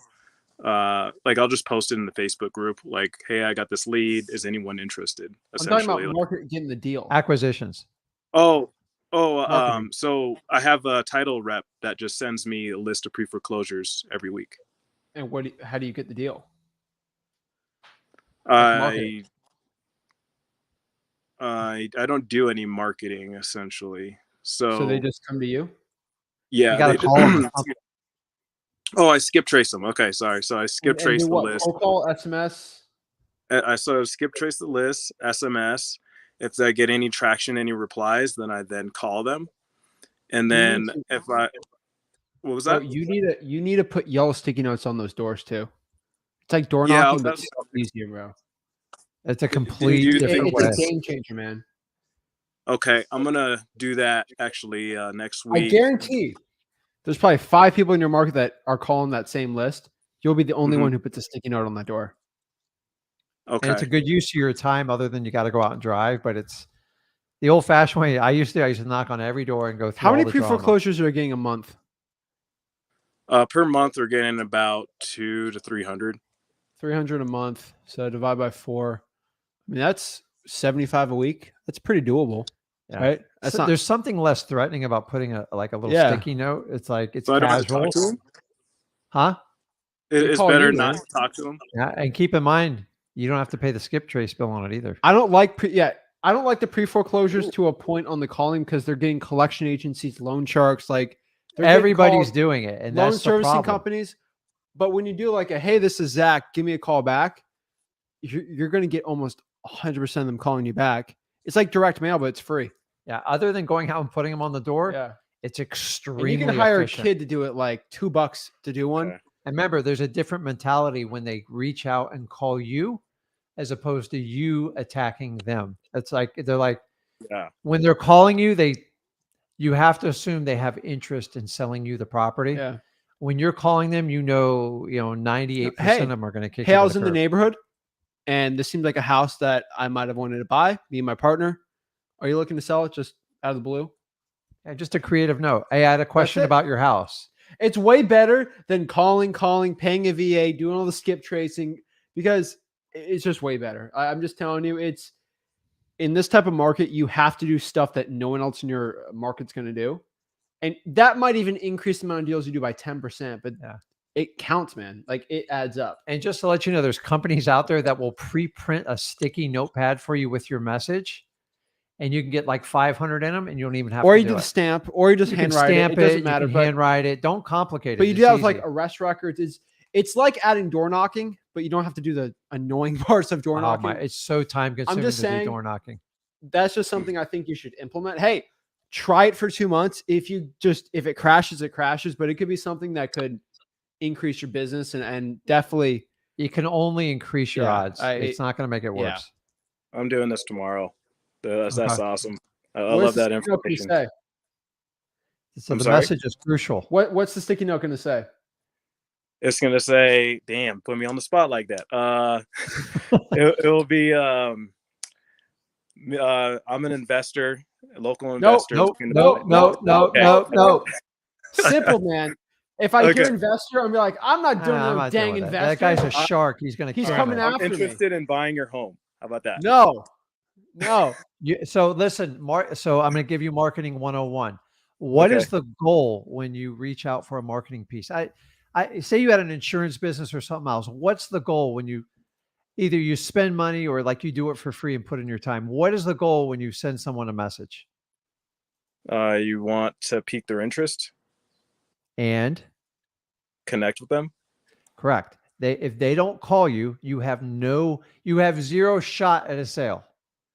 So Mhm. you don't want to give them too much information to predetermine what like you're doing. I'm not telling you to be dishonest, but the minute you say, I'm an investor, like, oh, investor, I've heard about these in the news right now, investors are getting a bad rap. It's not us that's buying like millions of homes at a time. It's Wall Street. So they're going to wrap you up. You're a greedy Wall Street person. So you want to Right. get rid of any preconceived notions, simple messages that would make them call you back. That is ethical and legal. And it's got to be within like basically a sentence or two. I'm talking like 5-6 words and a phone number and a name. You just gotta get them to call. So what I'm telling you is, like I've said before, this is recorded. So go back to YouTube. Hey, this is your name or your girlfriend's name, whoever's going to answer the phone. I had a quick question about the house. Please give me a call. Boom. I'm going to call you if you stick that on my door. So ask yourself the question, Right. what would make someone call if they If stuck someone put something that on on your your front door, you're gonna be like, Who's that, right? Try it with your girlfriend. Just put a sticker on the door and see how she reacts to it. Test market it. I'm telling you guys, you overthink this business. There's so many things you can do just to make it. If you put it, most investors put way too much information, even on a simple postcard. Because when you call a pre-foreclosure list, you got to figure out what the number is. How many of those people do you actually get in front of and ask if they want to sell the house? I guarantee it's less than 40%, right? Definitely. You can probably get close to 85 to 90%. That means that your message goes out there triple the amount. Doing a sticky note, it's called reverse drawing for dollars. You're basically tripling your results by working less, and it's cheaper, right? It works. I'm just that's why you have to make it very intriguing. Hey, this is whoever's going to answer the call. I had a quick question about the house. Please give me a call back. 2 words. Sometimes it's scary because you go in the door and someone's like there. You don't have to put it on their door. You just put it on their windshield. That works really well too because they're obviously got to drive. And tell him what you do if he goes there and someone opens the door, starts chewing him out, like going ballistic crazy. My boss is making me put this in. I'm just, dude, don't shoot the messenger. Sorry. Yeah. It gives you an out. Like and the old days. And then your girlfriend's got to answer the call. The old days, I put on my best sneakers, man. Like I was stretching because sometimes I had dogs let loose on me. I had baseball bats, like dangerous stuff. I'm like, I don't have the speed anymore, man. You're in Florida. Now they're just like, gonna point at you. But I'm just telling you, door knocking stinks because everyone's got a Ring doorbell. So, and that's the other problem with it. Yeah, the so door, you'll never get past the gatekeeper on it. So if you get confronted, and anyone who's doing this technique, the third party works well. I'd say, listen, I'm just my boss told me to stick the doors out there. And then now here's the fun part. Say they engage you, go, I am interested in selling my house.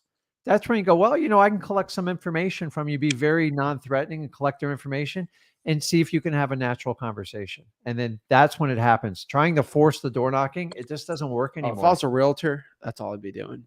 I'm telling you, I'd be a rich realtor. But I was telling you, dude, it works. I'm just trying to give you something to maybe triple the amount of leads you're getting. And that can only make you more money, man. And keep it, but this is simple. It's not like we're not putting complicated layers on it for you. Yeah. I'm simplifying it. I'm telling you it works. We've done it in our local market. We've had a lot of people that we've taught how to do this. It just works. The path you're doing is not working great. It might change over time. So you got to take action now so you can connect with these people in pre-foreclosures. Okay, that makes sense. Would that sticky note technique also work with ugly homes and how you do driving for deals? Just leave a sticky note. Driving for dollars. With anything, same thing. Man. It's amazing. Awesome. Well, that totally helps out with that. I have one more question if you guys have time. I'm doing a JV on a deal out in Illinois. I did bring it to the other person I'm JVing with. They locked it up under contract. However, they only locked it up under their LLC and not my LLC on the contract. But they did do a JV agreement saying that this property, once we dispose this property, we will be paying you. Okay. What's the question? Is that proper practice? Like, am I still protected in that deal, or should I reach out? I would make sure that you get that JV contract you have and get it in the titles company's hands and let them know you have an interest in that property. Okay. By doing that, you put the title company on notice. If you pay him and not pay me, you potentially have a lawsuit and a claim on your hands. So you got to get someone's name, verify it, put them on the spot. But here's one thing you do too. Call the title company and say, hey, can I just find out who the closing agent is? Hey, Sally Sue, just making sure that you got the JV agreement so you know that I got whatever the deal. Just so they know. A title company is a third party. They don't care if you're getting paid or not. They could care less. They don't care. But if they have a JV, now they're legally obligated to pay you. And so they won't screw you. You get screwed from JV agreements when the title company only thinks that John Smith is getting paid. They can't pay who they don't know. So if they know who you are and you send that JV agreement, they're going to pay the other person. So it's call, man. Yeah, sooner the better. And that way, because listen, they don't want to get in a fight and controversial and just hopefully the person does the right thing, but the title company is where you enter that JV agreement to make sure that your end is fulfilled. So get on that right away. So when was the contract signed? Shoot, this is like a month ago. Okay. I would get tomorrow morning, first thing. That's what you got to do. Okay. All right, I'll get that done. Hey, I appreciate y'all and your time. And when is this gonna go on to YouTube so I can rewatch it? It's live right now. So in Oh, 5 okay. seconds. So okay, Yeah, awesome. it'll be You're there. good, man. All right, thanks, let's your face on there. Okay, Thanks, bud. man. See ya. Boom. All right, guys, we got a lot of people on the back end here. We got to hop off. So we do answer it on the list of when everyone joins. So you got to get on early to get on. So we'll be having the link on special tomorrow with Rick, and we'll be breaking it tomorrow down. is me. That's right. Oh, It's yeah. Friday. That's a fast Tomorrow's week. Friday. So it's been a crazy fast week. So you guys just hop on, and we'll write you all down. I'll just screenshot it, and then we'll talk to y'all tomorrow. And see you guys. So guys, just remember, FYI, this real estate market, this is an opportunity, not a crazy, scary thing. Take advantage. We're here to hold your hand. I'm telling you, we're here to help you out exactly how to get it going. So I'm here to break it down. Let's get it. Appreciate it, guys. Smash the like button and subscribe. And everything again is at freewholesaling.com.